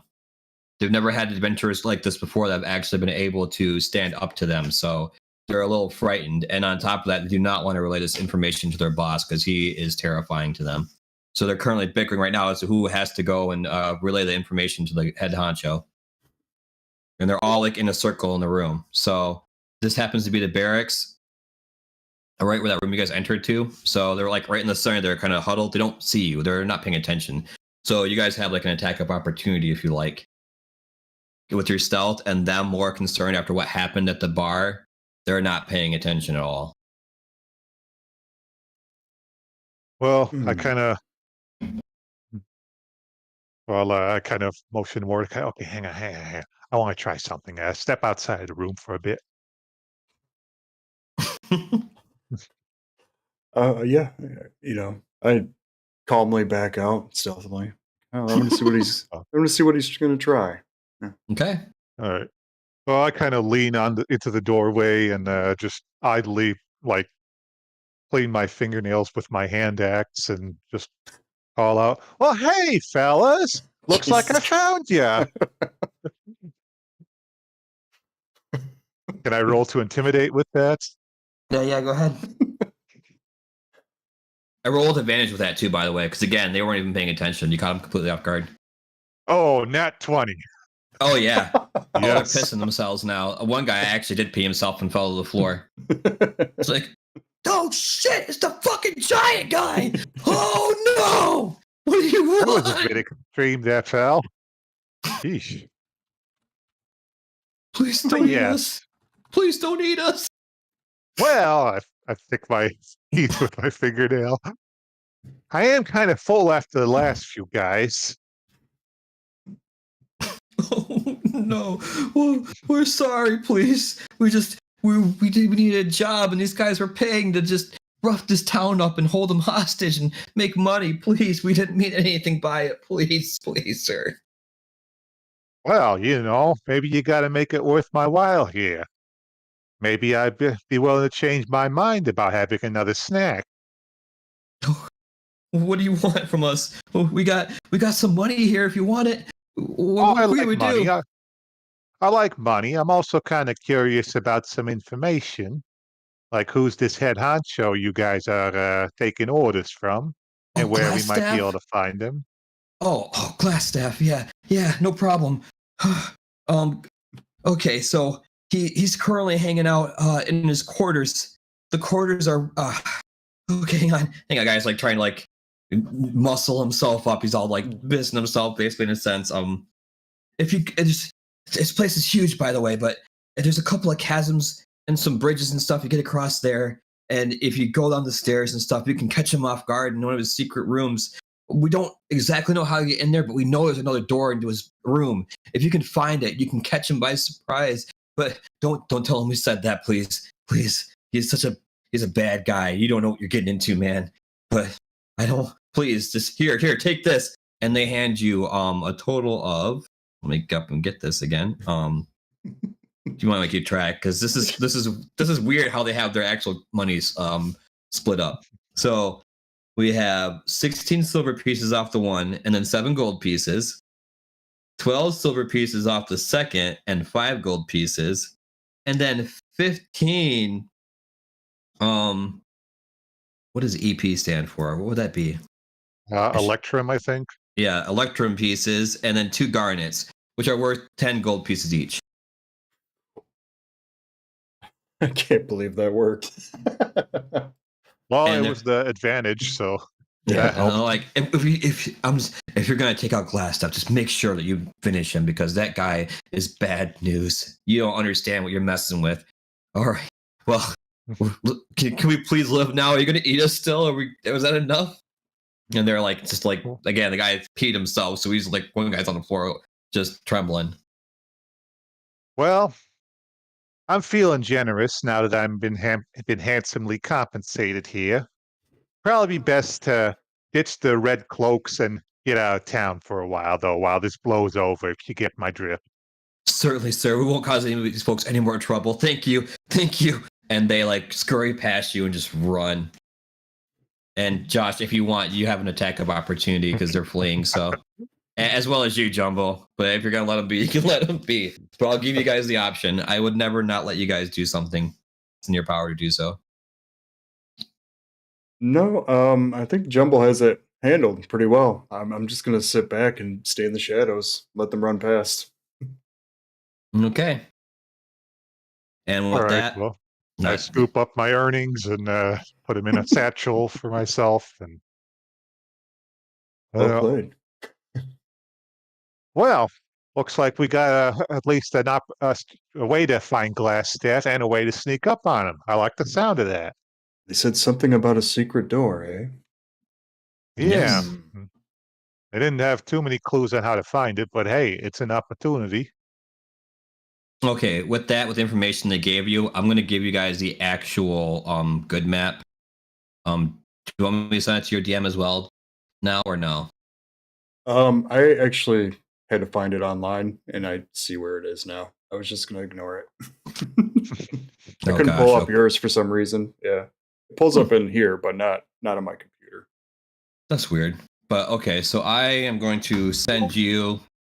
That is the map numbered, and for that path, I will tell you from what they said the way to get there the quickest. They told you about the secret doors. Oh yeah. They didn't know the locations, but if you were to take them, you take the bottom, go up, and then as you get to room 7, you would then go, if you can find the secret door there, you can take the stairs to his establishment. His room happens to be number 12.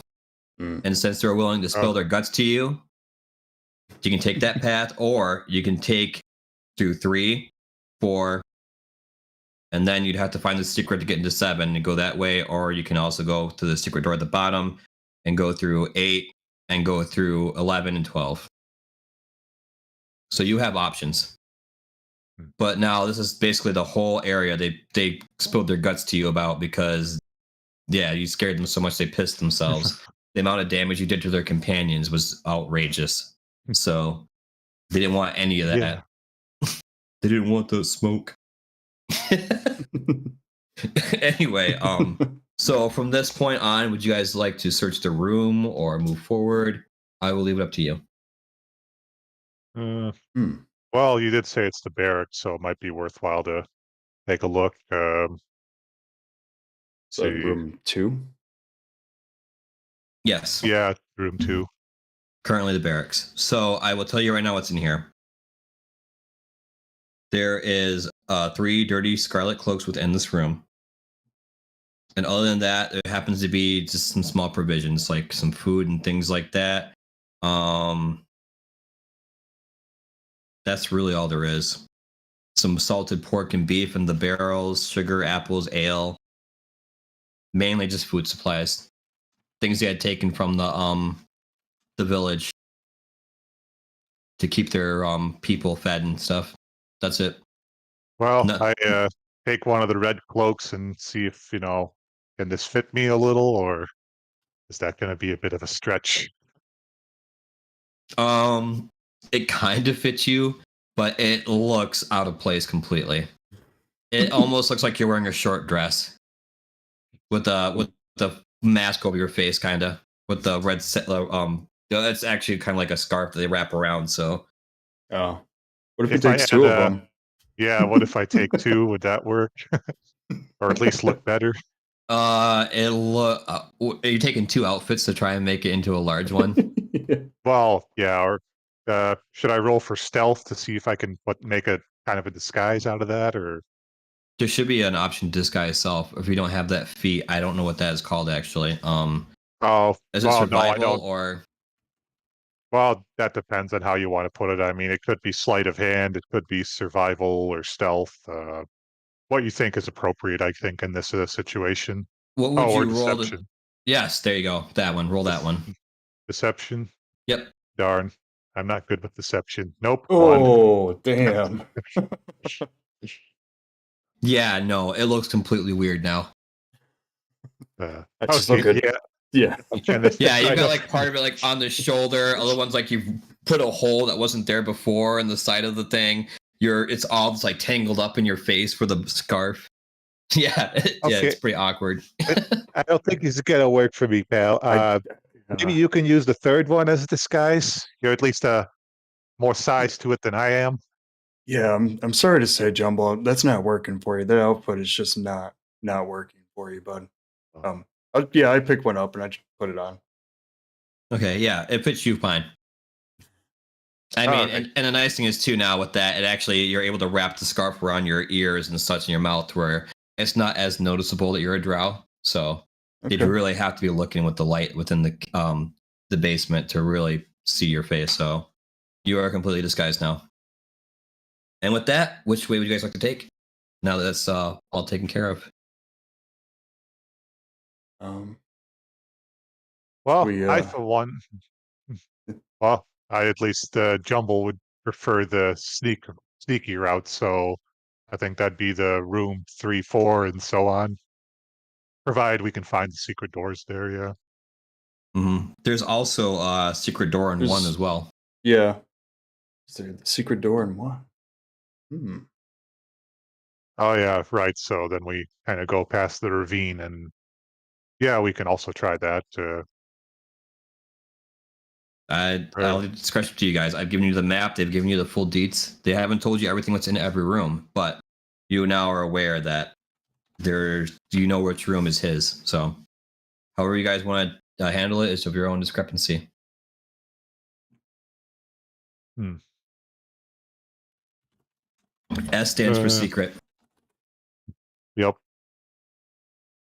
Well, I'll check for tracks real quick again just to see where the most foot traffic is going, depending. Or Okay. right, that obviously be the not secret door then. If I'm never Yes. mind. That's kind of redundant. That's Um, correct. Actually, I'll roll investigation then to see if I can find the secret door here. Yeah, that makes more sense. Okay.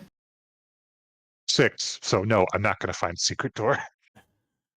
Nope. You're able to look around and you can see that the rectangle reservoir has got water in it, 10 foot deep, 2 foot higher.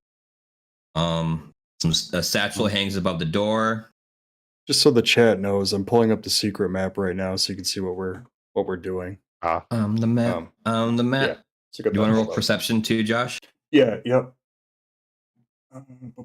Oh, I don't have disadvantage, right? Because we're in the Yes. dark now. Okay. Exactly. 12. Yeah. You're actually able to find the secret door. Like knocking around the walls. Ding, ding, ding. No, like Huh. with your dark, with the how well your eye vision looks, you can kind of see like that doesn't look normal. Everything else Oh. looks dirty besides that door. Huh. That must not be a wall. I mean that wall. My bad. Also, on top of that, you see that satchel hanging above by the reservoir, and something looks up with it, and you're definitely can see there's some stuff in the satchel. Okay, I'll investigate it. Okay. That's only a 9. You find a couple of items in there look to be some type of liquid inside, but you're not sure what it is exactly.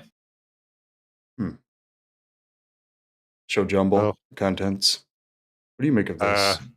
I roll a 9 on investigation, so I probably don't know. Yeah, you have no clue. They definitely look unique. One looks like something you've used before, and the other one is something you've never seen before. On top of that, there also happens to be some pretty shiny things in there that look like they have some value. Ooh. Can we at least figure out what they are? Yeah. Yeah.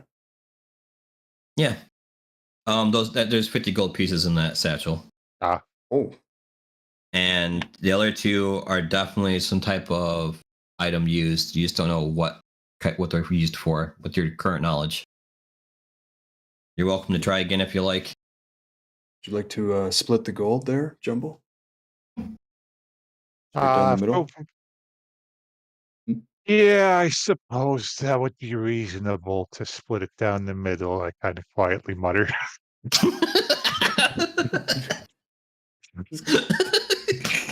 You dirty bastard. Yeah, I suppose so if we have to. Okay, with that. Well, I'll do another quick investigation on the potions, just might as well. Yeah. 12. Does that help? No. It's not enough. Hmm. And you, Mr. Mort de Rigby. Can I use Arcana for that? Or, well, Yeah. it's the same either way. Either roll's the same for me. Yeah. 19. Oh yeah. Oh, You after like you're like you got a better look at it and turned around like, oh, this is a potion of healing. Interesting. Huh. Okay. And the other one is something you haven't seen in a minute is a potion of invisibility. Oh Lord. Okay, Jumble. I have an idea. You And take this potion of invisibility. there's also a set of ordinary travel clothing. So it literally is just like a extra set of clothes. Okay. So you would almost think that this was for someone, like this was meant to be this is like a they would take it with them in and out of places kind of. like a So, bug out bag. Exactly. Ding ding ding. Do I know the full properties of the potion then? Like how long the invisibility lasts or Yes, actually you would. Okay. You become invisible for 1 hour. Anything you wear or carry is invisible with you. Okay. And the effect ends when you attack or cast a spell. So I think that might come in handy for you, my friend, since you can't really disguise yourself like I can. We confront this wizard. Yeah. And I'll hang on to the potion of healing for now.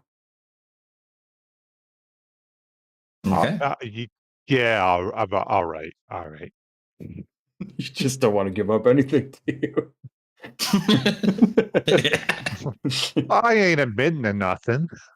What part of mine did you not understand? All right. With that, nothing else in the room besides that and the door. So, Okay. which way would you guys like to go? Are you going to try and go through that secret door then that you found? Secret seems like the way to go. Yeah. Okay, so you were able to find, like I said, you found the doors. So you feel around and you feel the latch and you press, and the wall slides open.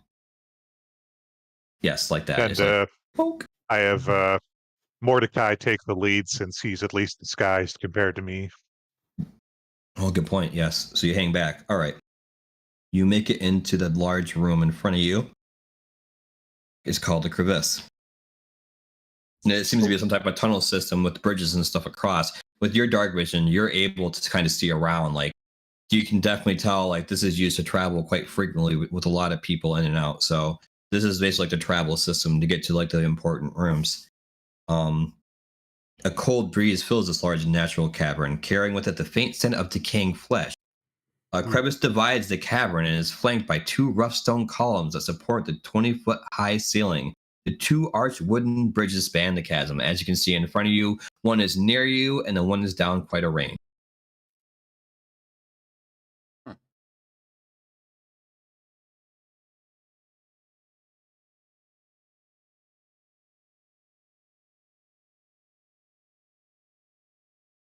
Anybody out there?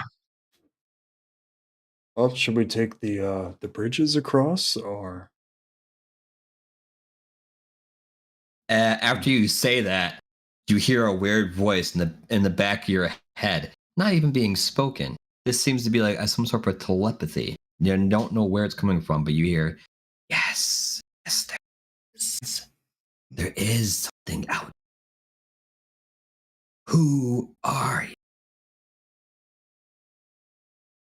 Well, who are you? Yeah. Like, do we both hear that, or just Is it one just of us? me? It's both of you. Oh, Actually, no, I'm sorry, not you. Sarah dressed up as a red brand, but the other one, the one who said, "Is there anyone out there?" So, Jumbo, you hear this? Oh, I don't hear okay. it Hang at all. Mm-mm, not yet. Okay, did it? Which one of you guys was that this time? Just kind of look at him. Guys, What are you talking about? Not guy. It wasn't me, and it wasn't me. I'm not one of them. You still can't see him. All you know is this thing is talking inside your mind. Okay, so I'm hearing a voice, and it ain't one of the voices I usually hear. One of the voices you usually hear? What? What? I mean, what? Do have food? Do you carry food on you? Yeah, I might have something on me. Who's asking? I live here. I am not one of the Red Brand's keep. I was found here and they've kept me here. Feed me. They feed me and I stay.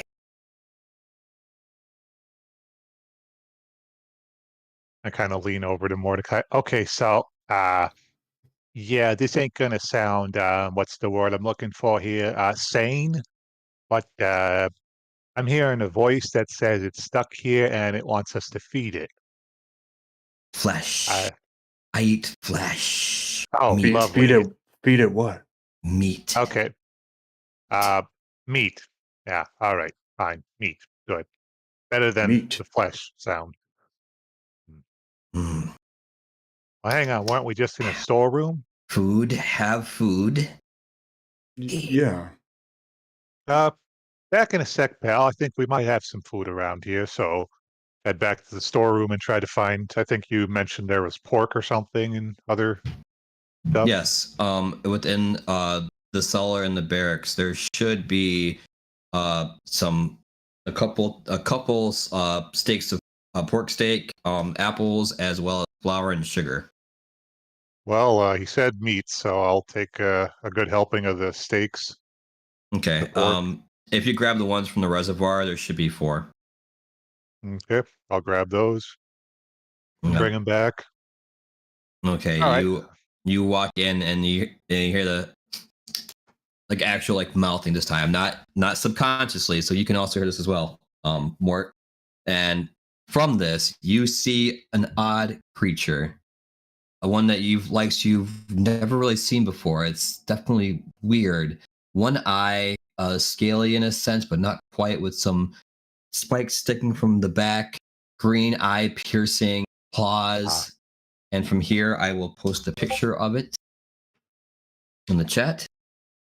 That is currently was hiding behind a pillar on the other side of the bridge as it now runs across the bridge, scurrying toward the meat, flesh. Yes, yes, feed me. I'm so hungry. Yeah, I We- toss him one of the steaks. Here you go, pal. Yeah, yeah. Hey, have a good meal. Yeah. Oh yeah. He scarfs it. He's just like yes. Yes, delicious. Why are you here? What? You're not like the Red Brands. And he, he's just Well, like looking up as he's like just tearing off a piece here and there. geez, that is something. And I look at myself in the mirror in the morning. Ugh. Don't know what mirror is, and he's like a little frustrated at you saying that, and he's just like still chomping. Well, just these red brand fellows, they ain't friendly people, so we're just gonna try to deal with that for the sake of the friendlier people around here. And maybe if there's some gold, we can help ourselves too. I wouldn't mind. I say that very quietly to myself, or at least I try to be subtle about it. Mm, You say they're keeping you here?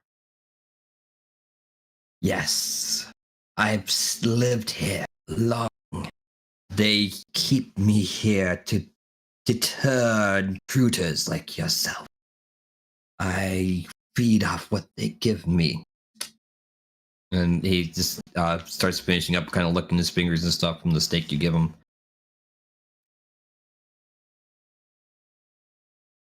And yeah, No, you go ahead. no, go ahead. That's it. Oh. He's just licking his chops and stuff, trying to get as much meat off as he can. So,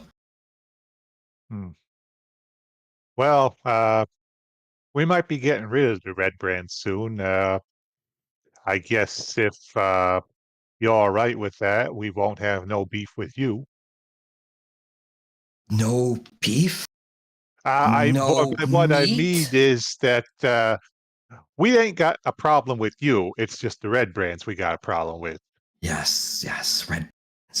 Feed me little. Give me nothing. Yes, fine. Yes, go. You have my permission to pass. All right, good. Okay. Good. Let's get the hell out of here. After finishing his meal, he goes across the bridge to the south. You can hear like the like it doesn't sound safe at all, and he just scurries across, goes by the column by the bridge, keeping the walls up, and he just disappears into the darkness. By the way, James said that's Mike Wazowski's cousin twice removed. Is it? I could see it. Yeah, pretty close there, James. With that actually is a Nothic, by the way. Just so you guys know. Oh, Yeah. Okay. They don't really do a whole lot in a sense. They have some properties, but which way you Yeah, guys I'm want to go familiar now? with them. Okay. Well, I'm not too enthused about going over the bridges. Not so much So- anymore. No. So I guess just head northway along the. Looks like we can at least travel along the regular pavement there. Yeah. Yeah. Let's stay on solid ground for now. You do that, and as you do that, you start you, especially Mordecai, feels an odd tingling coming from the crevice across the room. That gap right there is not natural. And you can kind of tell something's up with it. So go investigate it. Yeah, go ahead. Something strange here. 17. Okay. With your affinity for magic, you can tell that this is unnaturally cold emanating from that crevice. And there's a faint necromantic aura coming from it. It appears almost to be. Oh, I just told Jumbo that there appears to be something magical about this. Yes, it's a necromantic aura, and it causes all organic matter in the crevice to age and decompose at half the normal rate. Oh. And as you look into it, as you're detecting, you can kind of see the outline of bones and other bodies within the crevice that look like flesh had been eaten and stripped off of the bones and thrown in there, and other parts of like leftover disgusting rotting meat, basically. And you can kind of guess that this is kind of where they would murder people and feed the Nothic, and then whatever was left, they just tossed in the pit. Yeah, I tell him, this appears to be the feeding pit for our little friend back there. Be wise not to go in there. Yeah. I'm suddenly not feeling so good about letting a man-eater walk away. Well, someone else's problem. Let's keep moving. One last thing here for Mordecai, since you saw it. You notice there seem to be some wood carving tools also at the bottom along one of the bodies. So yes, that's where they brought the wood carver to be fed on by Nothic. Yeah.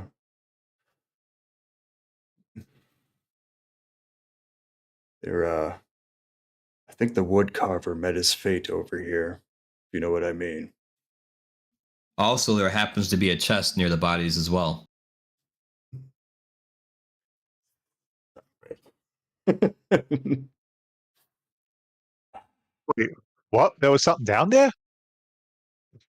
Remember, this may be necrotic magic, but it's not magic in the sense that it affects you. It's not actually, yeah. It's meant to preserve bodies more than anything. Okay. Yeah, there appears to be some sort of a box in there, possibly a chest. Ooh. Maybe we should check it out. I like me some chests. Guess we can go in there. Well, a quick perception on how far down would that chest be? Oh, 17. Finally a good one. Okay, yeah, it's about 15 to 20 foot deep. And if you were to fall in there, if you weren't able to climb it, you would take some bludgeoning damage, to say the least. It's actually very difficult terrain to get down. Okay, I take that back. It's not very difficult. it's about normal. But let's just say if you do fall, you're going to take some damage. Well, let's see. I declare I have an idea, and I'm gonna take my rope, my hempen rope, which is 50 feet. Okay. I'm gonna tie one of my wooden stakes onto an end, and then I'm gonna try to toss it into the chest and kind of uh, hook it like a fishing line sort of thing, and hopefully pull it up. Okay. So I guess athletics to throw it into the chest. Yep. That'll be the first step. Ooh, wow. Damn. 26. Oh yeah. You actually land perfectly around that chest. Well, I'm like trying to Yeah. spear the stake into the chest to kind of hook it and hopefully yank it Oh, up. So. oh yeah, you stabbed it right in there then. Just right in the top. Okay, I You, give it a quick tug to make sure it's secure, and then I try to pull it up. Yeah. So strength again. Correct. I'll try to help him pull it up too, if he doesn't object. Yes, Yeah, ask all Jumble. right. All right, well, rolled advantage, Jumble. Oh, all right. Oh, 16 either way. Glad I Okay. could help. Yeah, it's a little. You make a bit of noise as you're doing it, but you do manage to pull it up without much effort. So you guys both heave it up, and the chest is now there, still attached to your spear, secured. Okay. Well, I get my spear back because I'd like my rope and my stake back. Okay, you pull it right out, one foot on the top of the chest, and it's All right. And then I investigate to see if it's locked or anything. Of course, that's a 9, so investigation is not my strong suit. you definitely can tell there's some money in there, and there's some other items as well. Oh, well, I was just trying to see if it was locked. Oh, no, it's not. Oh, okay. Well, in that case, I open it. Yeah, these are actually the Gnostics' belongings that it had recovered off bodies and stuff that it had fed on. So anything it thought like worth keeping, it's kept it in this chest. You stole its treasure. Yes, Well, he just. Not like I have a way of knowing that. Now you do. That is true. You wouldn't know whose it is. But yeah, yes, it's not like he left a note. Nothic's treasure, do not Right. touch. Yeah. Nothic treasure, please don't take. Thanks. Right. Leave me Honor and leave. system, guys. Honor system. Anyway,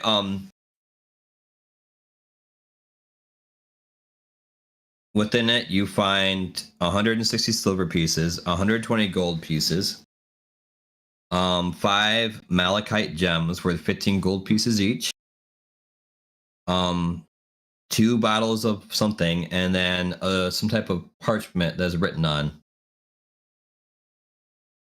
You also find a +1 longsword in a silver chased scabbard. In a silver what scabbard? Silver chased.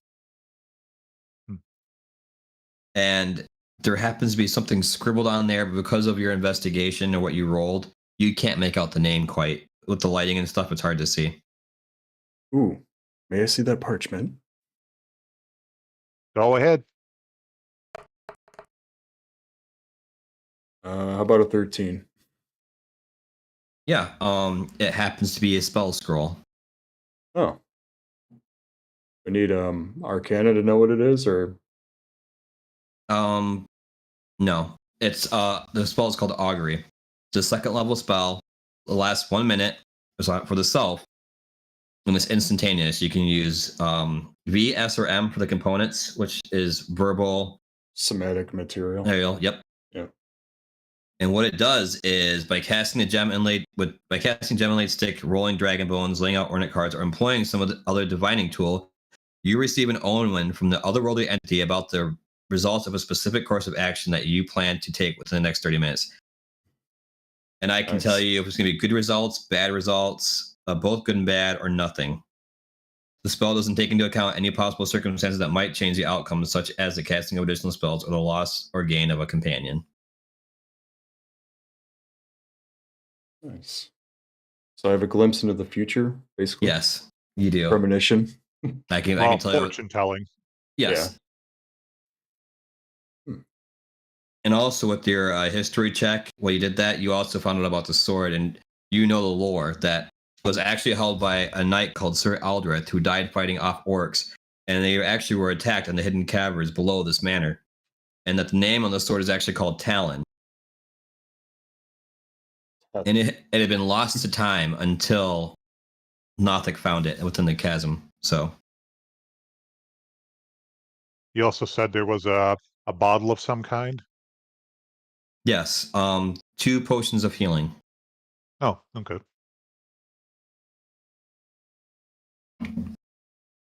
And that happens to be everything else that's left in the room.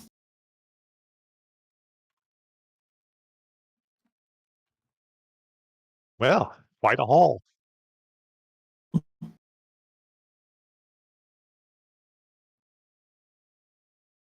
I could just keep this for safekeeping, and we could talk about divvying it up afterwards. All right?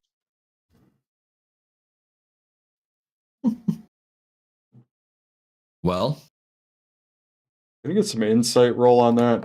See if he's telling the truth. How about a 10?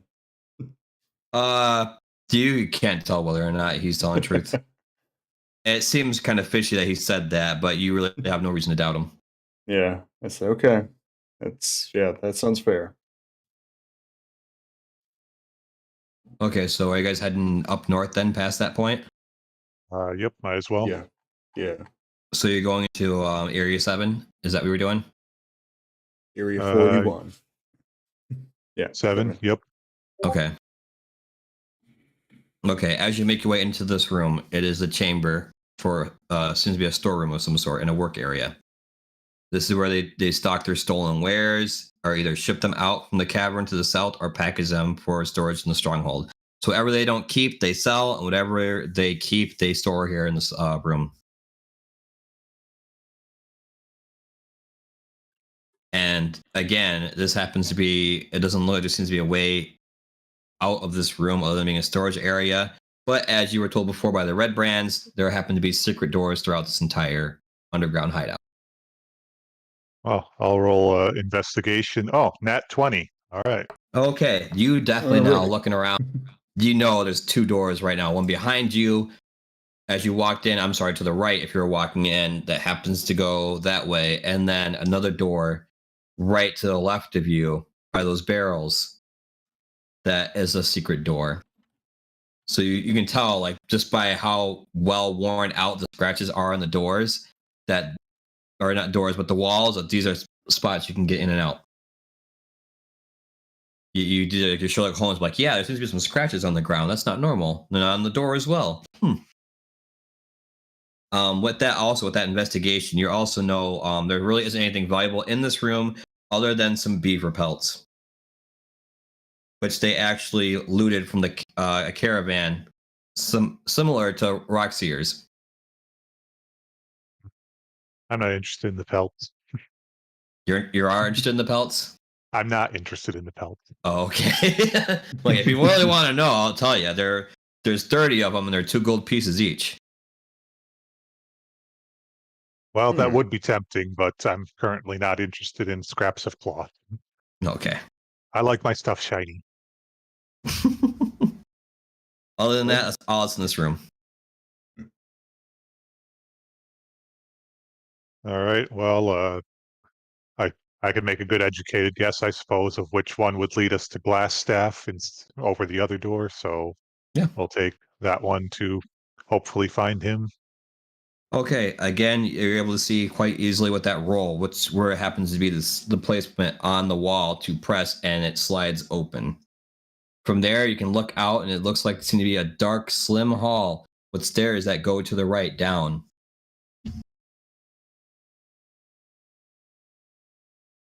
Another investigate and 10 to look through the hall. Okay. As you look through that little hallway, there happens to be nothing there. It's just a dark, semi-lit hallway that heads down.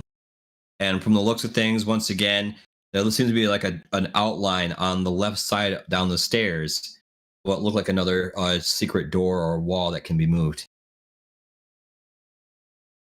Well, I point out the other secret door and uh, let's see. I'll roll investigation to try to kind of calculate of would this be the room to glass staff or not. Yeah, not sure how to phrase that. 18. Oh yeah, this is definitely the passage they were talking about. Oh, okay. Judging by the placement in which they said the path for you to take in order to get to that room, you can guess that the way it wraps around to the other way of taking this would be the location of his room. All right. Looks like we found Glass Staff's headquarters. Glass Staff. It's like he's got a dick made of glass. Okay, that's kind of You funny. think he's compensating for something? That's good. Oh, probably. Oh yeah. Oh, I am the mighty Glass Staff. Oh, yeah. Check it. Oh my gosh. Okay. Bet the ladies love that one. All right, so how do we want to play this? You want to go in there all sneaky like with your cloak, or what? Or do I take the potion and try to bonk him on the back of the head while he can't see me? Well, I was thinking we could do both of those at the same time. Perhaps I go in and announce my presence with this coat on, and you do your thing. Be invisible, get behind him, go to town on him. See if his staff is really made of glass. Hey, I like the sound of that. All right, so I'll take the potion of invisibility down the hatch. Whoop. Hopefully you can remain quiet. What? Where'd you go? Okay, good. It works. Okay. So after he did that, I'll go up to the door. Secret door. Secret door. Secret Open it. door. Try to do this Secret stealthily door. at first.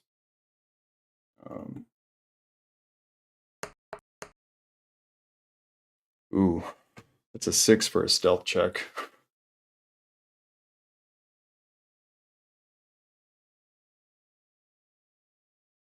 Would you roll for stealth again? Hang on. I'm trying to look at it. Oh, yeah, no. Yeah, no. You know. So I open the door. But here's the thing: when the way you opened it, you are catching by surprise. By the way, by taking the secret path. Yeah. So as the wall slides open, you see that the walls of this bedchamber are covered with drapes of scarlet cloth. The furnishings include a small writing desk and matching chair, a comfortable-looking bed, and a wooden chest at the foot of the bed. You are actually within his chambers. It isn't like where he does like this. Literally, is like a bedroom for him with a table and such. Since you guys caught him by surprise, as you enter the room, sitting at the desk is a short, dark bearded human male in robes, studying a tome. He wears a princely mantle of ermine. A beautiful glass staff leans against his chair, within easy reach. Now, because you have caught him off guard, I will allow an attack of opportunity with advantage. Okay. Not only that, I'm giving both you guys a point of inspiration as well, from the fact that you were able to, one, persuade the guards to leave and to give up his location, two, bargain with Nothic, as well as get away with stealing his treasure without him noticing. So, you both have a point of inspiration for that. And nice. Again, you have advantage, and you are currently attacking him without his staff. So he is currently unarmed as well at the moment.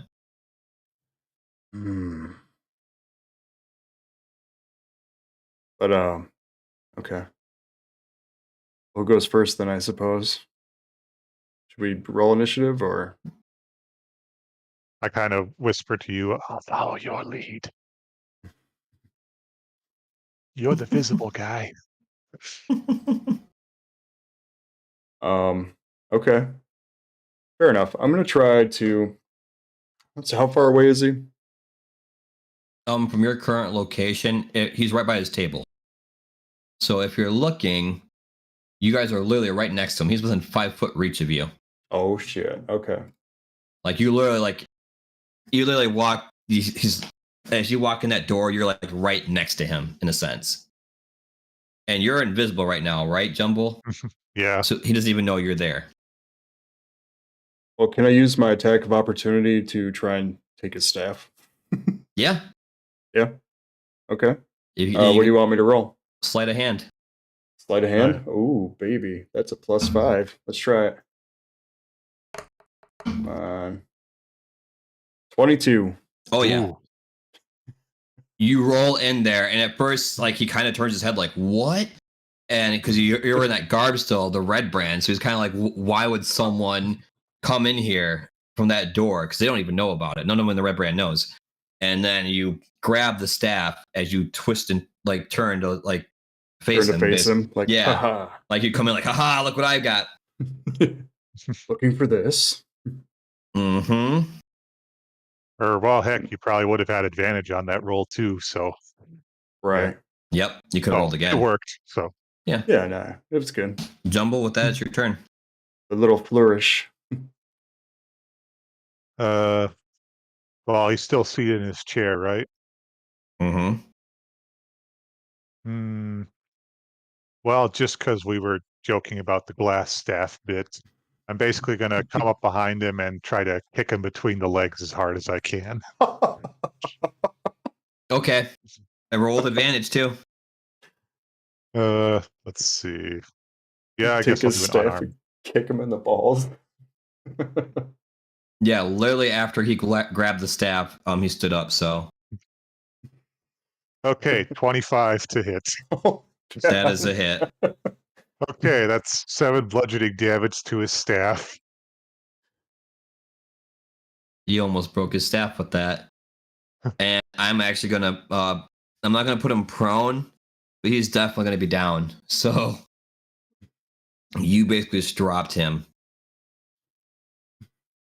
You hear like a gasp of air as you lift him up a good foot off the ground between his legs with your foot. And from that, he drops down. And I will have you guys roll initiative. I think I heard something crack. And now you're visible again, by the way. Yeah. Oh, Worth it. darn it. Yeah, that was worth it. Worth it. Worth it. 8 on initiative. I got a 4. Ooh. Okay. Yeah. Well, with that, Jumble. Oh wait, you got 8? Yeah. Okay, never mind. He goes first. All right. He actually lifts himself up with his action to try and stand out of breath and just trying to like keep his stuff together, completely disarrayed. He's going to try and cast Shocking Grasp, but he can't seem to get it to go because he's still trying to figure out what the hell's going on. So go ahead, Jumble. All right. Well, I kind of want to ask the guy some questions, so I'm going to try to go for non-lethal strike. So I guess I'll stick to my ham hocks of fists. Okay. So good punch to try to knock him out. 18 to hit. It's a hit. Okay, and 7 bludgeoning damage. All right.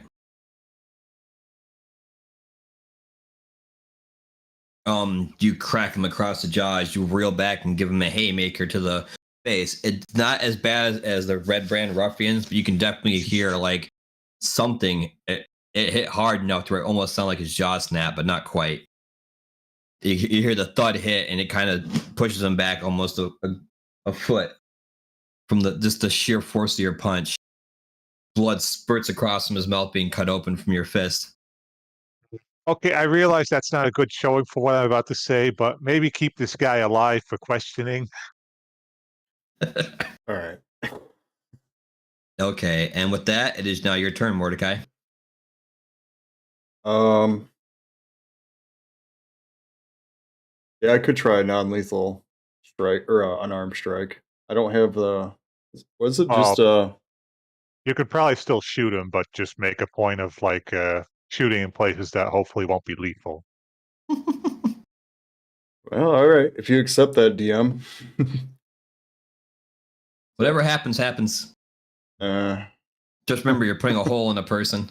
Right. Well, he's got hands, that worked out well last time. That is true. Okay. I'll try A lot of spells need the semantic components, so I'll try to aim and shoot him in the toe. Okay. Oh. Can I re-roll that with that inspiration? Yeah, if you want. Okay. Yeah, let's do that. 12 to hit. That Big actually toe. just hits, yes. That's a 5 to his big toe. Oh gosh, yeah, okay. that's a no toe.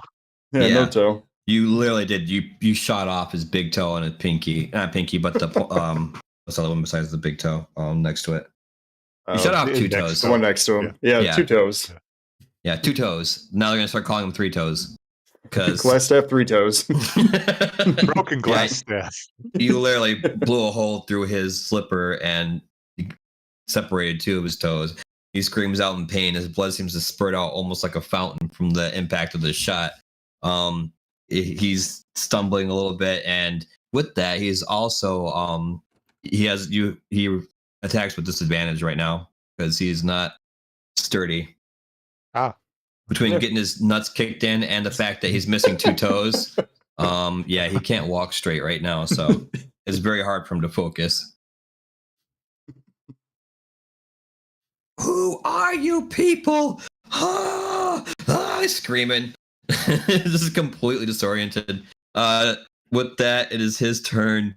He is actually going to try and find a way to escape, and he's going to try and use Misty Step to teleport himself 30 feet. Unfortunately, he can't really see out the room, so he's going to try and make his way into the room next to him, and I'm going to see if he can even attempt that. No, it doesn't go the way he wants, unfortunately. He stumbles and falls on his face. It's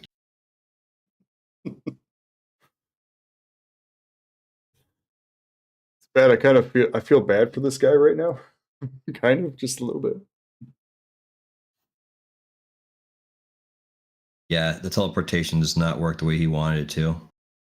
Not that I had to roll for it, but with him being in such pain, I just rolled with disadvantage, and it was not good for him at all. Let's just say that. I'm not going to roll damage. I probably could kill him. With that, Jumble, it's your turn. He is currently prone on the ground right now. Well, let's see. Well, I don't want to kill him, like I said, but I do want to make sure he stays down. So I'm going to do an elbow drop onto his legs to break him. The legs, so not lethal. Roll athletics. Oh, just athletics? Okay. Oh, if you want to make a spectacle of it, roll acrobatics and then athletics. Make a spectacle of it. Well, I rolled a nat 20 on athletics, so. God damn.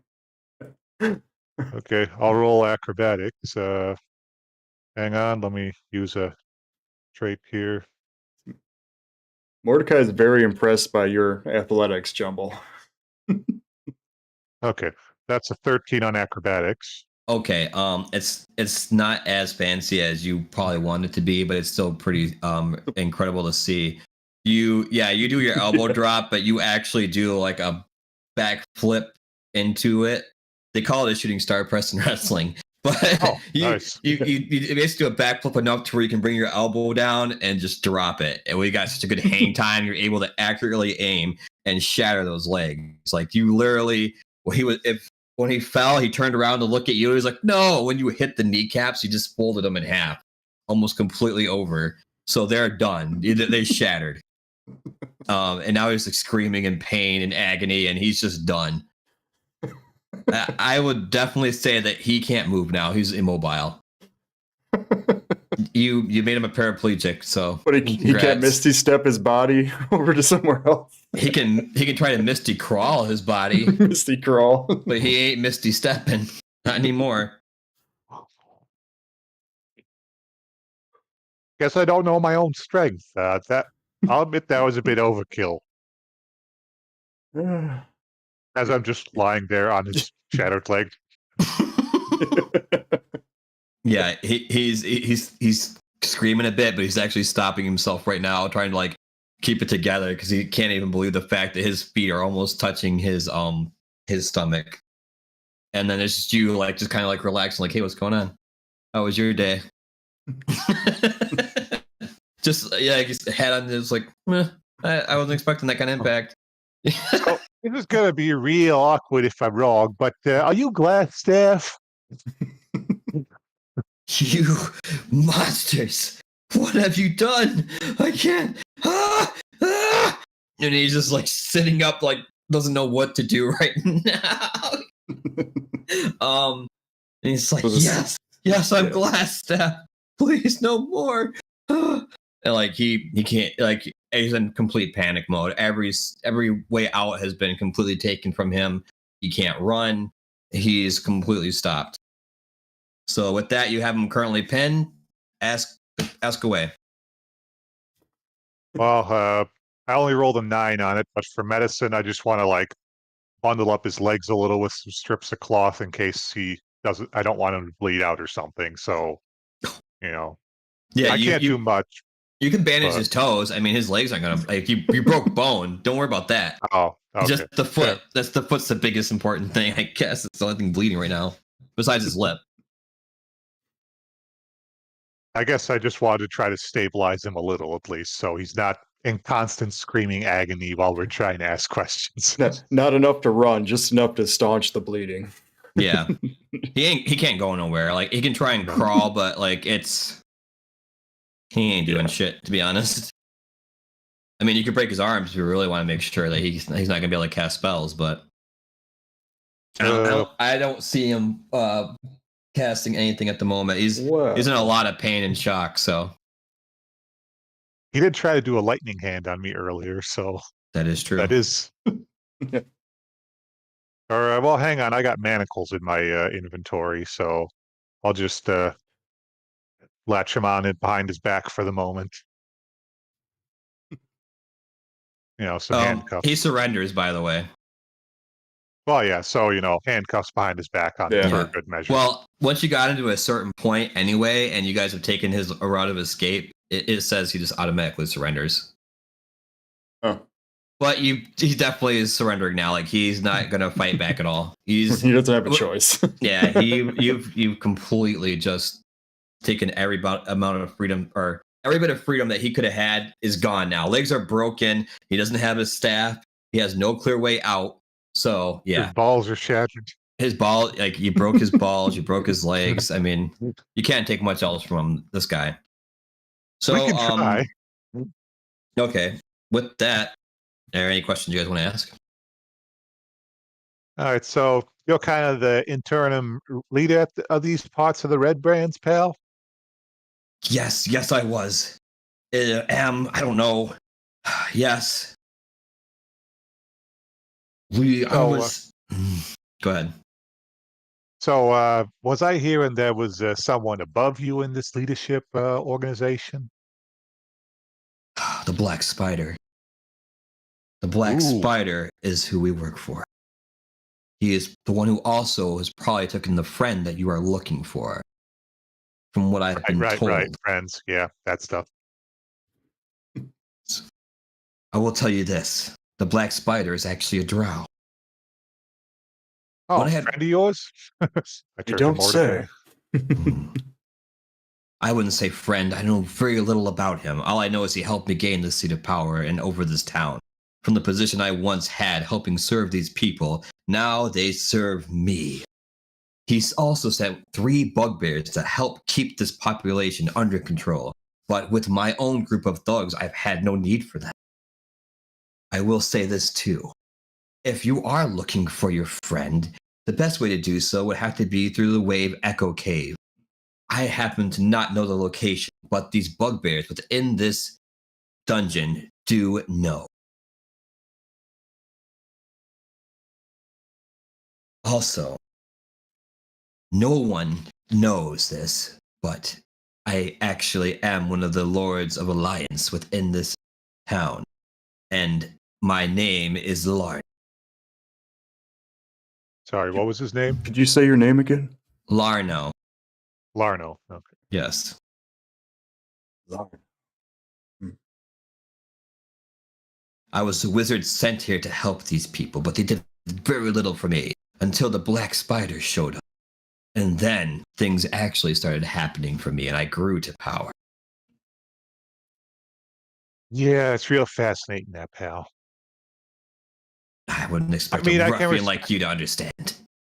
Well, look, I can respect a guy who wants to get what's coming to him and, get some dinero for himself, but yeah, I don't know. I like it when it's me getting the money. I I bet. don't really like it when other people do it. I feel the same way. But I also like doing it with both my legs. Funny, me too. And I do a little jig in front of him. As you do that jig, a piece of paper upon the desk starts to move a little bit from the air movement from you doing that. It seems to be that Lorno here was writing a letter. Not only was he writing a letter, he also had a letter sent to him as well that he was currently reading before he was about to depart, surprisingly enough. I walk over to check out this letter. Okay. Lord Up, my spies in Neverwinter tell me that strangers are due to arrive in Phandelver. They could be working for the dwarves. Capture them if you can, kill them if you must, but don't allow them to upset plans. See that any dwarven maps in their possession are delivered to me with haste. I'm counting on you, Lorno. Don't disappoint. Does he read that out loud for me to hear? Yeah, I was going to read it out loud. Well, I don't think this is working out for you, Larno. Yeah. It would have worked out just fine had you actually died or been captured like I had proposed to do. Unfortunately, I had no idea how you found that secret passage, but you caught me off. What will you do with me now? That's a good Good question. question. Maybe we'll first deal with the bugbears and then come back around for you. I'm sure the townsfolk will be real happy to meet you again. You monsters. And Have you seen this face? with that, I'm actually going to stop our adventure right here before we start in this next part. Because with the bugbears being right there, that will lead you into the next chapter after this. Okay. Oh, yeah, it's 9, so yep. Wrapping up. Good point. With that, I'm just going to say this already in the room. We haven't looked, but at the foot of his bed, remember that chest? There's treasure. Here is what's inside. You will have to roll for. I'll just give it to you now because we're running out of time. It's 180 silver pieces, 130 gold pieces, a silk pouch containing 5 carnelians, which are 10 gold pieces each, 2 paradots, which are 15 gold pieces each, and 1 pearl worth 100 gold pieces. Also contains 2 magic items that Lorno brought with him from Neverwinter, a scroll of Charm Person and a scroll of Fireball. Mordecai, within your possession, is the Staff of Defense, which allows you to cast Mage Armor. Nice. It has... stupid question. You said it was almost close to breaking. Can I mend that? Or No, it wasn't close to breaking. It was by his chair. Oh, okay. Okay, never mind. No, when you hold that staff, it's +1 bonus to your armor class. Actually, you should be able to find this now I think about it. If you type in Staff of Defense, it should find the magic item. It should have all that information for you. Okay, yep, I found it. Okay. Yeah, that's convenient.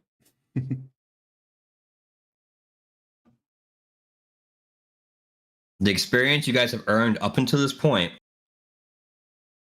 is 400 experience for the 4 guards that you fought by that bar.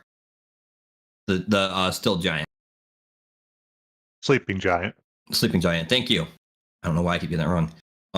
300 experience for the guards that you were able to intimidate to get them to leave and give you the information on how to find their boss.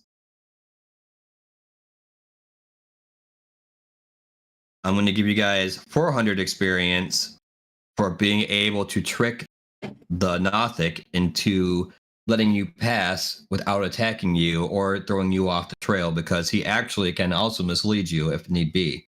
But since you fed him and you really didn't question a whole lot, he didn't trick you. And then lastly, 400 experience for capturing Glass Staff. 1,500 altogether. You getting that, Rude? Hang on. Now, this is also divided amongst you two. Yep. Oh, okay. Okay, so 750 each. Yep. Yep, that's what I got. All right. Cool. Yes, I'm pretty sure it's pretty close to level up, isn't it? Yeah, it should be. I still have like an additional 300 from the last time we had a session. So, yep. Yeah, it's on the brink. All right. I only said that too because I'm stopping here tonight because there's also a lot of stuff in some of these rooms you guys might want to look for, surprisingly enough. And it's kind of cool because some of this stuff actually does link into Strahd, just so you know, and is actually really helpful. Nice. So, yeah, this wasn't the only reason why I picked this because it was free. It was because it also had some interesting things that will help out with the next campaign. All right, cool. But with that, just remember we are currently in the Chamber of Glass Staff, and you're now well aware that the next event for you guys is to find the bugbears and to handle them, and which to find this cave from where they were sent from to find the black spider. Very cool, man. Yes, and then we're getting to the real meat and potatoes of this. So with that is our episode. We thank you guys so much for watching and giving us those awesome references for wrestling and things like that. You got to see him do a flying elbow, a shooting star press flying elbow on top of that, especially at his size. So no, that actually was phenomenal. Thank you, Techie Guy, Josh, for jumping in with us and playing. Mordecai's been awesome. No problem, man. Yeah. You know, I'm surprised. This is fun. What? You had said something you wanted to do earlier at the smithing shop that you didn't do. I'm kind of surprised you didn't go for it off the bat. Oh, infusion or? No, you said you were going to try and change that gun into a revolver. Oh, no, I wasn't going to do that yet. Oh, okay. Soon. Saving up for it. Gotcha. Yeah. But okay. Well, plenty of gold now. Oh yeah, I can't believe how much money you guys made tonight. It's crazy. Yeah. It was so Especially you, weird. Jumble. Yeah, Make it rain. Make it rain. And you might see some of that. Remember that, Mordecai? We're not even sure yet. He said he'd divvy it up. Yeah. It's all right. I got playback on this. I'll find out. Let me just rewind that a second. Oh, yeah. Remember when you said? Right. But with that, guys, thank you for watching. We really appreciate you guys and all your support. Thank you. And we look forward to starting this up again in a couple of weeks. So we'll see you then. Bye, everyone. Yep. Bye. Bye.